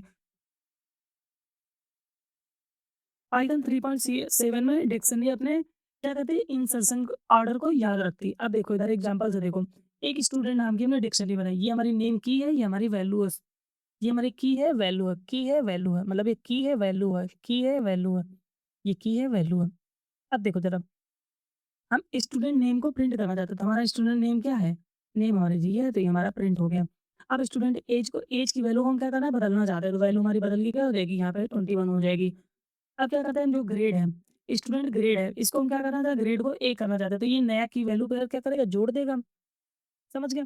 अगर आपको केवल की वगैरह सारी निकालनी है, की का मतलब होता है आपको नेम चाहिए, ऐज चाहिए, सिटी चाहिए, तो आप क्या करोगे? स्टूडेंट डॉट कीज, ये आप क्या करोगे? ये वाला फंक्शन का इस्तेमाल करोगे, ये वाले ऑपरेशन को लगाओगे। आपकी जितनी भी टोटल कीज होंगी वो आपको दिख जाएँगी। अगर आप की वैल्यू केवल निकालना चाहते हैं, तो आप क्या कर सकते हैं? डॉट वैल्यूज़ का उपयोग करके सारी वैल्यू को निकाल सकते हैं। मतलब रिया, 20 और लखनऊ ये आपको दिख जाएँगी। अगर आप की वैल्यू पेयर दोनों चाहते हैं, तो आप किसका उपयोग करोगे? डॉट आइटम्स का उपयोग करके की एंड वैल्यू दोनों निकाल सकते हो। समझ गए? हम बात करते हैं म्यूटेबल क्या चीज़ होती है। म्यूटेबल ऑब्जेक्ट होते हैं जिनकी वैल्यू बदल बनने के बाद भी बदली जा सकती है। मतलब जैसे लिस्ट, डिक्शनरी, सेट, मतलब जिनमें वैल्यू को हम बदल पाएँ, वही कहलाता है म्यूटेबल। इम्यूटेबल ऑब्जेक्ट क्या होता है? जिनकी वैल्यू बनने के बाद बदली नहीं जा सकती। जैसे आपके स्ट्रिंग, टपल, नंबर, फ्लोट इत्यादि। इनकी वैल्यू को अगर आपने एक बार बना दी है तो इसमें कोई भी चेंजेस नहीं होंगे। इम्यूटेबल ऑब्जेक्ट बदलाव करने पे वास्तव में एक नया ऑब्जेक्ट बनाता है, पुराना ऑब्जेक्ट में चेंजेस नहीं करता है। मतलब क्या कर रहा है, अगर आप इम्यूटेबल ऑब्जेक्ट को बनाते हो, तो क्या करेगा? कोई भी बदलाव नहीं करेगा, बल्कि एक क्या करेगा? न्यू ऑब्जेक्ट को क्रिएट कर देगा। कौन कर देगा? जो इम्यूटेबल ऑब्जेक्ट होते हैं, मतलब जैसे आपके स्ट्रिंग टपल वगैरह होते हैं। समझ गए? अब बात करते हैं कुछ फंक्शन की, कुछ बिल्ट इन फंक्शन की बात। मैक्स, मिन, ये क्या करता है? लिस्ट और टपल में न्यूनतम व अधिकतम मान सीधे मिल जाते हैं। हमने एक क्या करा? एक लिस्ट बनाई। हमने क्या करा यहाँ पे? मैक्स निकालना चाहते हैं, तो मैक्स हमारे इनके अंदर क्या होगा? 89, तो 89 हमारा यहाँ पे प्रिंट हो गया। फिर हम क्या करते हैं? मिनिमम वैल्यू निकालना चाहते हैं। मिनिमम वैल्यू क्या है? 7 है, तो प्रिंट क्या हो गया? 7 प्रिंट हो गए। आप एवरेज निकालना चाहते हैं। एवरेज निकालने के लिए आपको आपके क्या कहते हैं? आपने क्या करा? नंबर्स ऑफ सम निकाला और लेंथ ऑफ नंबर्स निकाली, तो इनका एवरेज क्या आ गया? 37.4। ऐसे करके आप क्या कर सकते हैं? इन फंक्शन का उपयोग कर सकते हो। आपने लिस्ट और टपल के अंदर। नेक्स्ट बात करते हैं लीनियर सर्च की। लीनियर सर्च क्या होता है? लिस्ट टपल के हर एक तत्व को लाइन बाय लाइन जाँच करने के लिए मतलब इसका उपयोग करा जाता है। अब लीनियर सर्च ये क्या करते हैं? यह सबसे सरल एल्गोरिदम है, परंतु लिस्ट में धीमा और स्लो हो सकता है। टाइम कॉम्प्लेक्सिटी क्या होती है? ओएन होती। क्यों होती है? सुनो हमारी बात। आपने एक लिस्ट बनाई, मान लो इसके अंदर आपने लिख दिया 15, 17, 2, 18। आप चाहते हैं कि हमको यहाँ पे 9 भी लिख दें हम, हमको चाहिए 9 खोजना है। तो हमको क्या करना पड़ेगा? जो हमारी लीनियर सर्च होता है, ये सारे क्या करते हैं? लीनियर सर्च में एक-एक वैल्यू को चेक करा जाता है। पहले हम 15 को चेक करते हैं, हमने हमको यहाँ पे वैल्यू नहीं मिली। फिर हमने 17 को चेक करा, वैल्यू नहीं मिली। फिर हमने 2 को चेक करा, वैल्यू नहीं मिली। फिर हमने 9 को चेक करा, वैल्यू मिली। मतलब हमने हमारे पास बहुत सारे नंबर होते हैं, तो हमको क्या करता है यहाँ पे टाइम ज़्यादा लग जाता है। तो इसीलिए यहाँ पे जो टाइम कॉम्प्लेक्सिटी होती है, क्या हो जाती? ओएन हो जाती। अगर देखो ये हमारा क्या है? ये हमारा सबसे खराब केस है। और बेस्ट केस क्या हो सकता है? पता चला आपको 9 खोजना है, 9 शुरू में मिल गया, तो आपकी टाइम कॉम्प्लेक्सिटी क्या हो जाएगी? ओएन हो जाएगी। ये आपकी टाइम कॉम्प्लेक्सिटी हो जाएगी। समझ गए?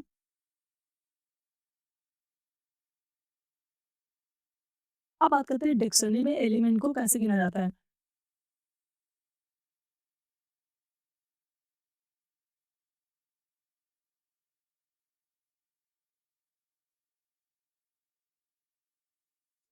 नेक्स्ट बात करते हैं टॉप डाउन अप्रोच और मॉड्यूलर प्रोग्रामिंग है। जो टॉप डाउन अप्रोच होती है क्या होती है, किसी बड़ी समस्या को छोटे-छोटे समस्याओं मतलब सब प्रॉब्लम में तोड़कर हल करने की विधि होती है।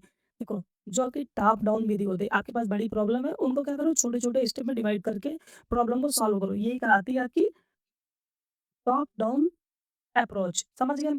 और मॉड्यूलर प्रोग्रामिंग क्या होती है, प्रोग्राम को छोटे-छोटे स्वतंत्र भागों मतलब मॉड्यूल या फंक्शन में बाँटकर लिखना, जहाँ पे हर किसी का अपना निश्चित कार्य हो। मतलब मॉड्यूलर प्रोग्रामिंग क्या कहती है, आपके पास बड़े प्रोग्राम्स हैं, आप उनको मॉड्यूल्स या आप फंक्शन में डिवाइड कर लो और डिवाइड करने के बाद थोड़े-थोड़े करके काम करो।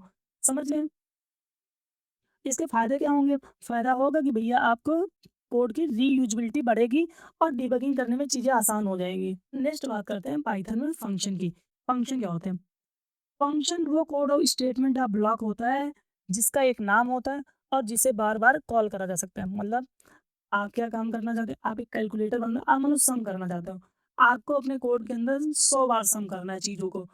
आप क्या करोगे? 100 बार प्रोग्राम बनाओगे। लेकिन हमने क्या करा उन प्रो इस चीज़ से हमने क्या करा इस चीज़ से बचने के लिए इस सम नाम का एक फंक्शन बना लिया। जहाँ पे भी सम नाम के फंक्शन की ज़रूरत हो डायरेक्टली हमने उसे कॉल कर दिया। तो ये क्या होता है? कोड स्टेटमेंट ऐसा कोड स्टेटमेंट होता है जिसे बार-बार कॉल करा जा सके। पाइथन में 2 तरीके के फंक्शन होते हैं। एक आपके यूज़र डिफाइंड होते हैं, एक आपके क्या होते हैं प्री डिफाइंड होते हैं।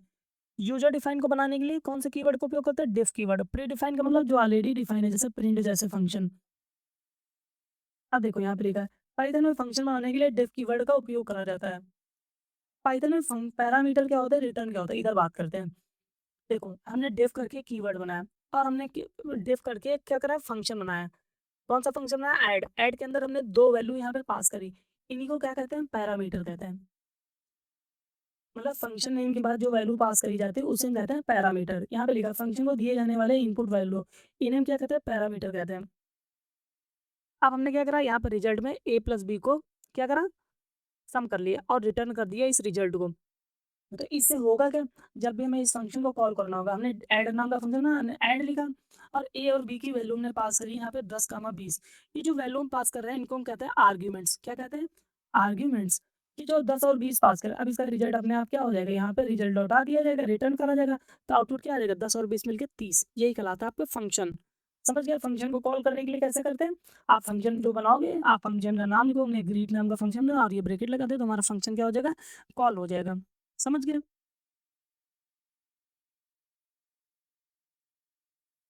अब आइए फंक्शन में बात करते हैं लोकल वेरिएबल, रिटर्न स्टेटमेंट और ग्लोबल स्टेटमेंट। लोकल वेरिएबल क्या होता है? जो फंक्शन के अंदर वेरिएबल बनाए जाते हैं। जैसे हमने फंक्शन बनाया, इसके अंदर हमने कोई भी वेरिएबल a बराबर 5 बना दिया, तो इस वेरिएबल को इसको कहाँ रहेगा? इसी फंक्शन के अंदर रहेगा। इसी को हम क्या कहते हैं? Local variable. समझ गए? फंक्शन के समाप्त होते ही ये भी इनका भी काम खत्म हो जाता है। रिटर्न स्टेटमेंट क्या होता है? फंक्शन से एक या अधिक मानों को क्या करा जा सकता है? लौटाया जा सकता है। मतलब आपका कोई आउटपुट आ गया, आपका कोई रिजल्ट आ गया, तो आप रिटर्न फंक्शन से उसको क्या कर सकते हैं? उस वैल्यू को निकाल के प्रिंट कर सकते हो। नेक्स्ट है ग्लोबल स्टेटमेंट। फंक्शन के अंदर किसी ग्लोबल वेरिएबल को मॉडिफाई करने के लिए इसका उपयोग करा जाता है। ग्लोबल स्टेटमेंट का प्रयोग कब करा जाता है? फंक्शन के अंदर ग्लोबल वेरिएबल को मॉडिफाई करने के लिए किया जाता है। अब बात करते हैं हम लाइब्रेरी फंक्शन की। सबसे पहले फंक्शन की बात करते हैं इनपुट। इनपुट क्या करेगा? यूजर से स्ट्रिंग के रूप में डेटा लेता है। नंबर चाहिए तो आप इंटीजर और फ्लोट में इसे बदलना पड़ेगा।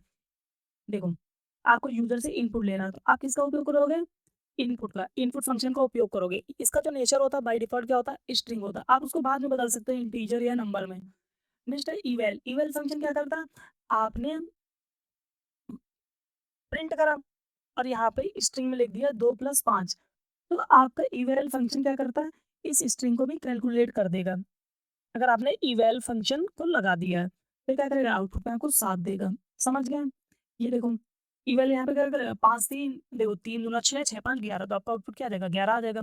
इवैल क्या करता है? स्ट्रिंग एक्सप्रेशन को वास्तविक पाइथन एक्सप्रेशन की तरह एग्जीक्यूट मतलब ये क्या करता है? कैलकुलेट कर देता है। प्रिंट क्या होता है? आउटपुट को दिखाने के लिए। अब कुछ हम फंक्शन की बात करते हैं स्ट्रिंग फंक्शन की। सबसे पहले काउंट। ये क्या करता है? कितनी बार वैल्यू आई है उसको काउंट करेगा। फाइंड क्या करता है? आपकी पोजीशन मतलब फाइंड क्या देखो, इधर एग्जांपल समझते हैं। यहाँ पे एस नाम का एक वेरिएबल बना है जिसके अंदर हमने लिखा पाइथन फन। अब कर रहा है print S dot count Python. Python कितनी बार आया? पाइथन एक यहाँ पर आएगा, यहाँ पर है, तो आउटपुट क्या आएगा? 2 आ जाएगा। काउंट फंक्शन क्या करता है? आपके स्ट्रिंग में चीज़ों को काउंट करता है। फिर हम बात करते हैं एस फाइंड, इज की बात कर रहा है। इज कौन से इंडेक्स पे है, देखो यहाँ पे फाइंड क्या करेगा, आपकी पोजीशन को बता रहा है कौन से इंडेक्स पे है। तो इसका पहले 0 होगा, 1 होगा, 2 होगा, 3 होगा, 4 होगा, 5, यहाँ पे 6 होगा, यहाँ पे 7, तो ये 7 इंडेक्स पे है, तो 7 इंडेक्स आपको लौटा देगा। अगर वो वैल्यू नहीं मिलेगी तो क्या लौटाएगा, -1 लौटाएगा। आर फाइंड क्या करेगा, देखो यहाँ पे लिखा अंतिम बार मिलने की पोजीशन को, मतलब अंतिम बार मिलने की पोजीशन को दाएँ से खोजेगा। आपने क्या करना, आपको ये पाइथन खोजना, तो आप पाइथन क्या करेगा, उधर से खोजेगा। कहाँ से, देखो 1 2 3 4 5 6 7 8 9 10, तो ये 10 को क्या करेगा, लौटा देगा। कैपिटलाइज़ क्या करेगा, पहला अक्षर कैपिटल लेटर में कर देगा।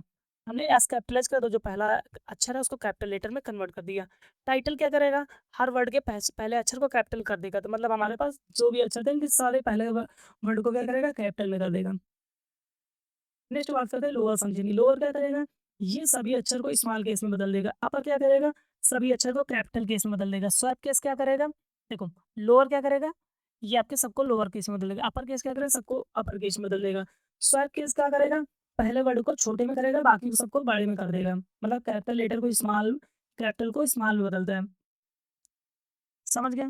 और स्मॉल को कैपिटल में। इज लोअर क्या करेगा, ट्रू, मतलब ये देखो इज लोअर क्या करेगा, अगर सभी अक्षर छोटे में तो क्या लौटाएगा, ट्रू लौटाएगा। देखो क्या सभी अक्षर छोटे में नहीं, यहाँ पे एच बड़े में, तो क्या लौटाया, फॉल्स लौटाया। इज अपर क्या करेगा, ये चेक करेगा क्या सारे अक्षर कैपिटल लेटर में लिखे हैं, क्या सारे अक्षर कैपिटल लेटर में लिखे हैं, तो क्या लौटाएगा, आपका ट्रू लौटाएगा। देखो हेलो को हमने क्या लिखा, बड़े में लिखा, तो ये क्या लौटाया, ट्रू लौटाया। अगला है इस टाइटल, ये चेक करेगा क्या, ये टाइटल केस में, मतलब आपके एक छोट सबके क्या क्या पहले का अक्षर कैपिटल में है और बाकी सब बड़े हैं, तो देखो पहला अक्षर कैपिटल में और सारे छोटे में, पहला कैपिटल में बाकी सारे छोटे में, तो क्या आउटपुट लौटा है, ट्रू लौटा है। तो ये पाइथन के कुछ स्ट्रिंग फंक्शन है। नेक्स्ट बात करते हैं रिप्लेस फंक्शन की। ये क्या करता है, ओल्ड को न्यू से बदल देता है। अगर आप चाहते हो, देखो हमने रिप्लेस करा पाइथन को, किससे रिप्लेस करा, वर्ड से, तो हमारा क्या आ जाएगा, हेलो वर्ल्ड। अगला है स्ट्रिप। स्ट्रिप क्या करता है, दोनों तरफ खाली स्पेस को हटा देता है। हमने यहाँ पे खाली स्पेस, ये यहाँ पे, ये यहाँ पे, देखो दोनों तरफ की खाली स्पेस को हटा देगा। एल स्ट्रिप क्या करेगा, ये आपके लेफ्ट साइड की स्पेस को हटा देगा। एल स्ट्रिप हमने करा तो देखो लेफ्ट साइड की स्पेस को क्या करा, इसने हटा दिया। और आर स्ट्रिप क्या करेगा, राइट साइड की स्पेस को हटा देगा, राइट साइड की स्पेस को आपको हटा देगा। स्प्लिट क्या करेगा, ये आपकी स्ट्रिंग को क्या करेगा, सेपरेटर के आधार पर तोड़कर लिस्ट बना देगा। ये मतलब जैसे आपने ये लिखा, तो ये क्या करेगा, इनको तोड़ेगा और इनको लिस्ट फॉर्मेट में कन्वर्ट कर देगा। कौन, स्प्लिट फंक्शन, समझ गए। नेक्स्ट फंक्शन की बात करते हैं, पार्टीशन। पार्टीशन क्या करेगा, ये आपके सेपरेटर से पहले और सेपरेटर के बाद आपको क्या करेगा, चीज़ों को तोड़ेगा। देखो इधर देखो, हमने क्या करा, यहाँ पे जो नेम है और यहाँ पे इक्वल टू नेम की वैल्यू क्या कर दिया, रिया कर दिया। तो इसका एग्जांपल क्या है, नेम को अलग कर देगा, इक्वल टू को अलग कर देगा, रिया को अलग कर देगा, समझ गए। जॉइन फंक्शन क्या काम करता है, ये लिस्ट के तत्वों को स्ट्रिंग से जोड़ता है। देखो यहाँ पे हमने ज्वाइन करा, तो ज्वाइन वर्ड्स करा, तो ये जो हमारी सारी ये क्या थी लिस्ट के अंदर, ये हमारी स्ट्रिंग थी अलग अलग, तो इनको क्या करेगा, एक साथ जोड़ देगा। इस स्पेस क्या करेगा, ट्रू लौटाएगा। अगर केवल स्पेस हो तो, देखो यहाँ पे ब्लैंक स्ट्रिंग है, एम कुछ भी नहीं, केवल स्पेस है तो ट्रू लौटा दिया। अगर कुछ भी लिखा होता तो फॉल्स लौटा देता। एज अल्फा क्या करेगा, ये केवल चेक करेगा कि अल्फाबेट है या नहीं है, केवल अक्षर हो। देखो चेक करा के हेलो के अंदर केवल अक्षर है तो ट्रू लौटा दिया। और ईच डिजिट क्या करेगा, केवल डिजिट को चेक करेगा क्या नंबर्स है, नंबर से देखो 1 2 3 में केवल नंबर्स है, ट्रू रिटर्न करेगा। बंद कर दें। नेक्स्ट है ईज अल्फा न्यूमेरिक, ये चेक करेगा कि आपके अल्फाबेट और नंबर दोनों होने चाहिए। तो देखो यहाँ पे अल्फाबेट भी है, नंबर तो क्या लौटाएगा, ट्रू लौटाएगा। नेक्स्ट बात करते हैं स्टार्ट विद। ये क्या काम करेगा, देखो हमने क्या करा, एक यहाँ पे ये बनाया और कह रहा है स्टार्ट विद रिपोर्ट। ये फाइल का नाम रिपोर्ट से स्टार्ट हो रहा है, तो बिल्कुल सही बात, ट्रू हो गया। इंड विद क्या चेक करेगा कि इंड में चीज़ें स्टार्ट हो रही है। देखो यहाँ पे इंड पे लिखा है पीडीएफ, क्या इंड में पीडीएफ लिखा है, बिल्कुल सही बात लिखा है, तो क्या वो लौटा देगा, ट्रू लौटा देगा। अगली बात है इनकोड। इनकोड क्या करेगा, ये आपकी स्ट्रिंग को बाइट्स में बदल देगा। और डिकोड क्या करेगा, जो बाइट्स में बदलेगा उसको वापस फिर से स्ट्रिंग में बदल देगा।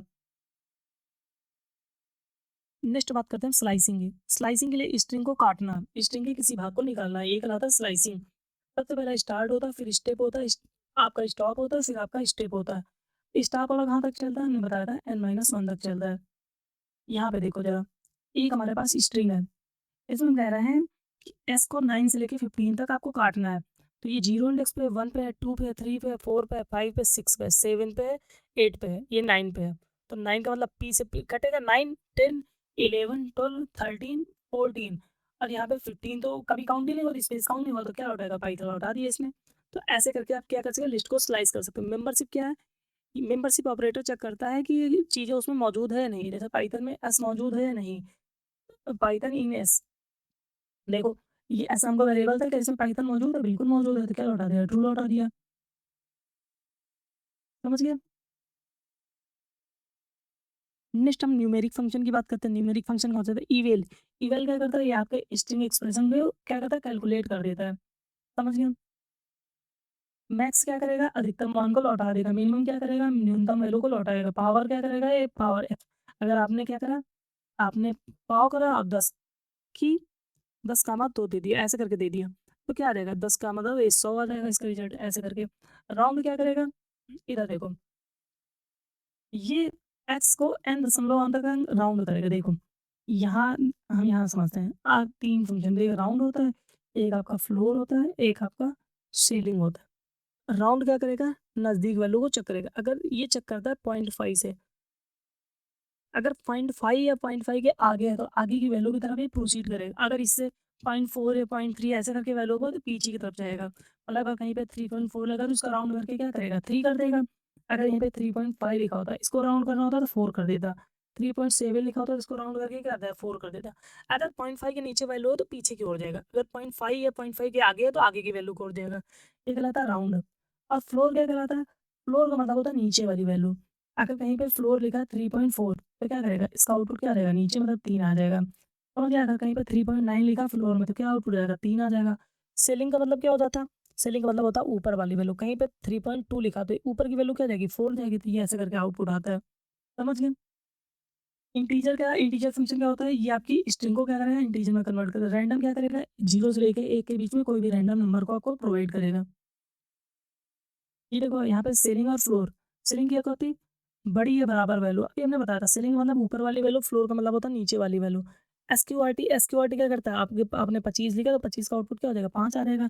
तो ये एसक्यूआरटी फंक्शन आपका काम करेगा। समझ गए। डेट और टाइम मॉड्यूल क्या करेगा, वर्तमान दिनांक और समय प्राप्त करने के लिए। नेक्स्ट है रिकर्सिव फंक्शन। जो रिकर्जन फंक्शन होता है ये क्या करता है, स्वयं को कॉल कर लेता है, इसे हम कहते हैं रिकर्जन फंक्शन। समझ गए।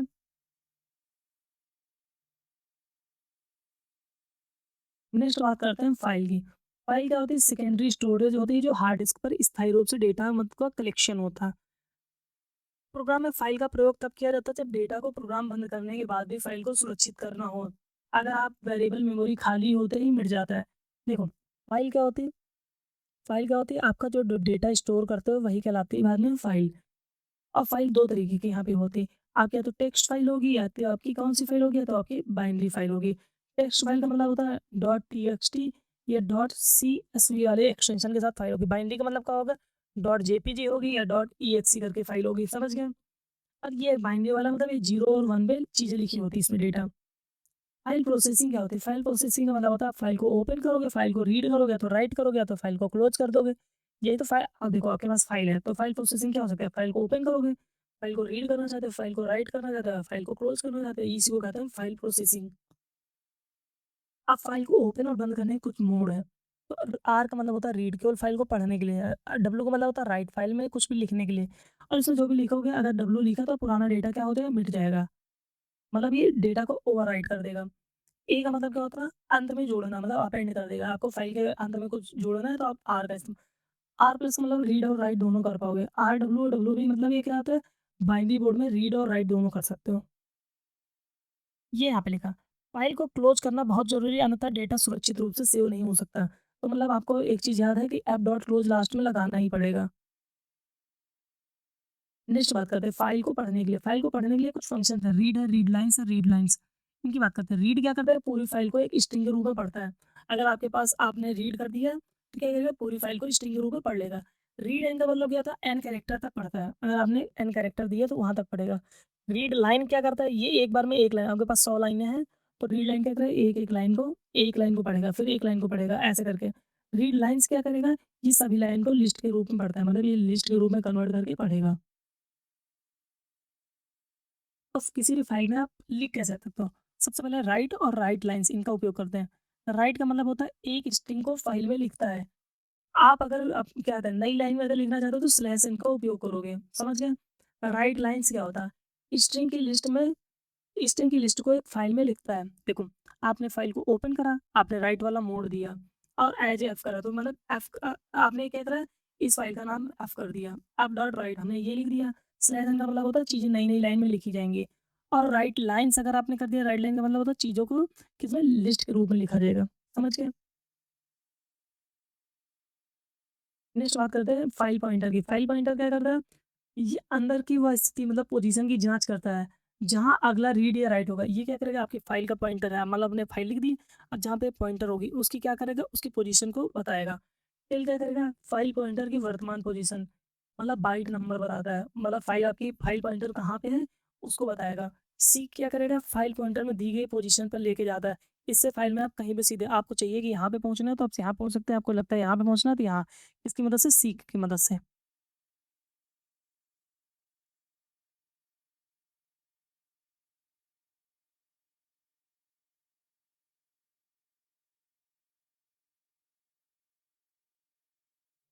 नेक्स्ट बात करते हैं हम स्कोप एंड ऑब्जेक्ट की। स्कोप क्या होता है?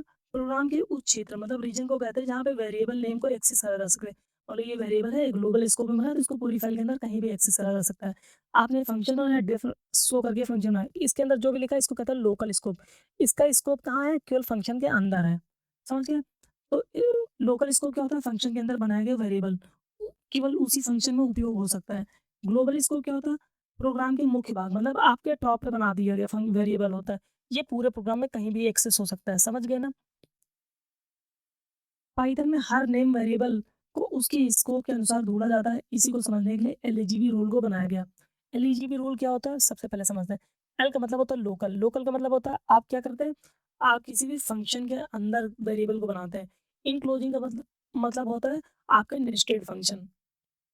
नेस्टेड फंक्शन का मतलब ये देखो, ये हमने एक फंक्शन बनाया। देखो, आप इसके अंदर एक्स नाम का वेरिएबल बनाएँ, ये आपका आउटर है, आउटर फंक्शन मतलब ये आपका आउटर वेरिएबल था, ये आपका इनर वेरिएबल है। तो आउटर के अंदर इनर का हम उपयोग कर सकते हैं, इसी को कहते हैं इनक्लोजिंग स्कोप। नेक्स्ट है ग्लोबल स्कोप। ग्लोबल स्कोप क्या होता है? मॉड्यूल से फाइल के स्तर पे मतलब ये जो आपने एक्स बराबर होना है, इसको कहते हैं ग्लोबल स्कोप। नेक्स्ट है built in scope. Built in scope का मतलब होता है जो आपके पाइथन में प्रिंट आपने लगाया, तो इसका स्कोप इन्हीं ब्रैकेट के अंदर तक है, इसको कहते हैं बिल्ट इन स्कोप, समझ गए? और खोज हमेशा लोकल से शुरू होकर बिल्ट-इन स्कोप तक जाती है, जो पहले मिल जाता है वही को उसी का उपयोग करा जाता है। अब बात करते हैं पाइथन में मॉड्यूल्स क्या होता है? मॉड्यूल क्या होते हैं? पाइथन कोड होते हैं जहाँ फंक्शन क्लासेस वेरिएबल को एक डॉट पी वाई फाइल से अन्य किसी प्रोग्राम में इंपोर्ट किया जाता है, उसे कहते हैं मॉड्यूल। मॉड्यूल का मतलब होता है देखो जैसे आपकी पाइथन की लाइब्रेरी है, तो पाइथन के अंदर बहुत सारी चीज़ें हैं, उनको सारे को अगर हम पाइथन के अंदर इनबिल्ट कर देंगे तो पाइथन सॉफ्टवेयर बहुत ही हैवी हो जाएगा। तो हमने क्या बनाया? मॉड्यूल्स बनाए। मॉड्यूल का मतलब होता है एक फाइल का और दूसरी फाइल का उपयोग कर पाना, यही कहलाता है मॉड्यूल। मॉड्यूल आपके बने बनाए मतलब यूजर डिफाइन भी होते हैं मॉड्यूल, और क्या होते हैं प्री डिफाइंड मॉड्यूल भी होते हैं। जैसे आपका इंपोर्ट मैथ ये आपका प्री डिफाइंड मॉड्यूल है। मॉड्यूल बनाने से पहले प्रोग्राम को व्यवस्थित तथा ऑर्गेनाइज रखा जा सकता है, जिससे कोड कोड क्या होता है रीयूज होता है। तो इसका मतलब क्या हुआ, आपने एक फाइल पे अंदर कोड लिखा था दूसरी फाइल के अंदर उपयोग कर पा रहा हो, तो यही क्या कहलाता है मॉड्यूल। बिल्ट इन मॉड्यूल का मतलब है जैसे आपका math, random, date and time ये सारे मॉड्यूल क्या होते हैं पाइथन के साथ ही आते हैं। आप डायरेक्टली इंपोर्ट कर सकते हैं। इंपोर्ट आप मैथ करोगे तो आपके मैथ के सारे फंक्शन क्या हो जाएँगे, इंपोर्ट हो जाएँगे।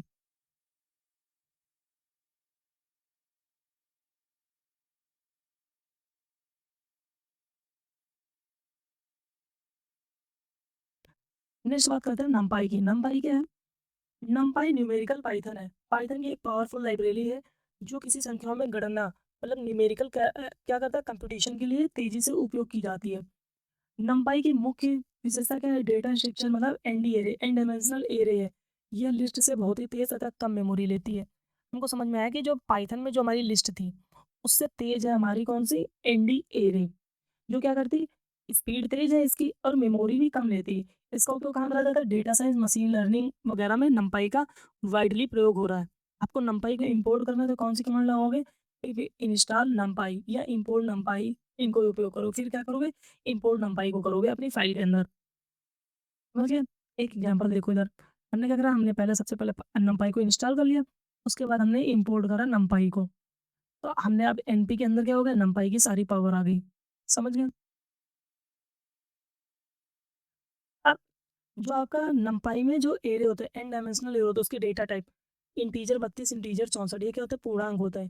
फ्लोट 32, फ्लोट 64, ये क्या होता है, दशमलव वैल्यू होते हैं। बुलियन क्या होता है, ट्रू और फॉल्स वैल्यू लौटा दे। कॉम्प्लेक्स 64 क्या होता है, कॉम्प्लेक्स नंबर होता है। एसटीआर और ऑब्जेक्ट क्या होते हैं, ये आपके मिश्रित डेटा टाइप होते हैं। एरे की डेटा टाइप को जानने के लिए या तय करने के लिए इनका उपयोग करा जाता है। समझ गए? अब देखो जो एरे के कौन-कौन से एट्रीब्यूट होते हैं। सबसे पहले एंडिंग, एंडिंग का मतलब क्या होता है, एन डायमेंशनल, मतलब इनकी क्या होता है, डायमेंशन बताएगा। देखो हमने यहाँ पे एक एरे बनाया है, ये 2D हमारा एरे है, तो हमने क्या करा है, एंडिंग करा, तो ये इसमें क्या लौटा है 2, मतलब 2 मतलब होता है 2 डायमेंशनल एरे।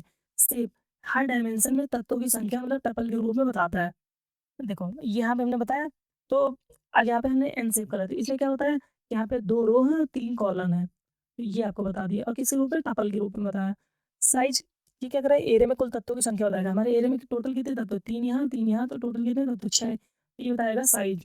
डी टाइप क्या बताएगा, तत्वों का डेटा टाइप बताएगा। तत्वों का डेटा टाइप क्या है, इंटीजर 64।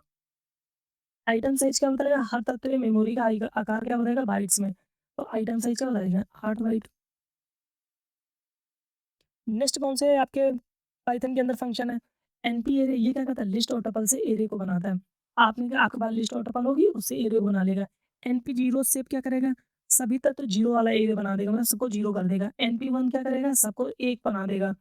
और एनपी फुल क्या करेगा, ये कि दिए गए मान से भर देगा, मतलब दिए गए मान से एरे को भर देगा। और एनपीआई क्या करेगा, एन इंटू एन, मतलब एक मैट्रिक्स बना देगा एन इंटू एन की। और एनपी इम्पटीज क्या कर देगा, बिना इनिशियलाइज करे रैंडम वैल्यू को एरे के अंदर रख देगा। नेक्स्ट है एनपी एज एरे, ये क्या करेगा, लिस्ट टपल को एनडी एरे में बदल देगा, एन डायमेंशनल एरे में बदल देता है। एनपी फॉर्म बफर, ये क्या करता है, बफर मतलब बाइट्स से एरे को बनाता है।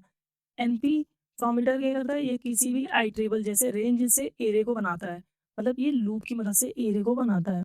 समझ गए? नेक्स्ट है एनपी अरेंज, ये क्या करता है, स्टार्ट होता है, स्टॉप होता है, स्टेप होता है। ये पाइथन में रेंज जैसा मतलब एरे लौटाता है। फिर नेक्स्ट है एनपी लाइन स्पेस, ये क्या करता है, स्टार्ट और स्टॉप तक की दूरी के बराबर मतलब एन तत्व लौटाता है। फिर क्या करता है एनपी लॉग स्पेस, ये क्या करता है, ये आपके लॉग अरिथमेटिक ऑपरेटर मतलब ऐसे करके एन तत्वों को लौटाता है। यहाँ पे एग्जांपल में देखते हैं। हमने क्या करा, नंपाई को इंपोर्ट करा, ए बराबर ने एनपी अरेंज करा, ठीक है, करा 0 से लेके 10 तक मतलब 2-2 के गैप से जाएगा, तो इसने इसको रख दिया एरे के अंदर। फिर हमने क्या करा, लाइन स्पेस क्या करेगा, 0 से लेके 1 तक जाना है, और कहाँ पे 5-5 का गैप करा, तो 0, 0.25 मतलब 5 के पूर्णांक में चीज़ों को गैप करेगा। ऐसे करके यहाँ पे 1 तक पहुँच गया। लॉग स्पेस क्या करेगा, आपके 133 है, तो ये क्या है 10 मतलब एक-एक करके लौटाएगा। 10 की पावर 1, 10 की पावर 2 ऐसे करके लौटाएगा, 10 फिर 100 फिर 1000 ऐसे करके लौटाएगा वैल्यू को।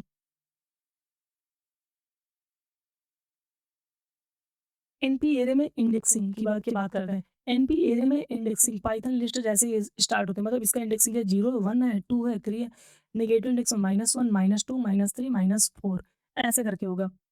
समझ गए? जो मल्टी डायमेंशनल एरे है, वहाँ पे क्या होता है, आपको चीज़ों को रो एंड कॉलम में रखा जाता है, मतलब ये रो और कॉलम को बताया जाता है। बूलियन इंडेक्सिंग क्या होती है, किसी भी कंडीशन के आधार पर तत्व को चुनना, ये कहलाती है बूलियन इंडेक्सिंग।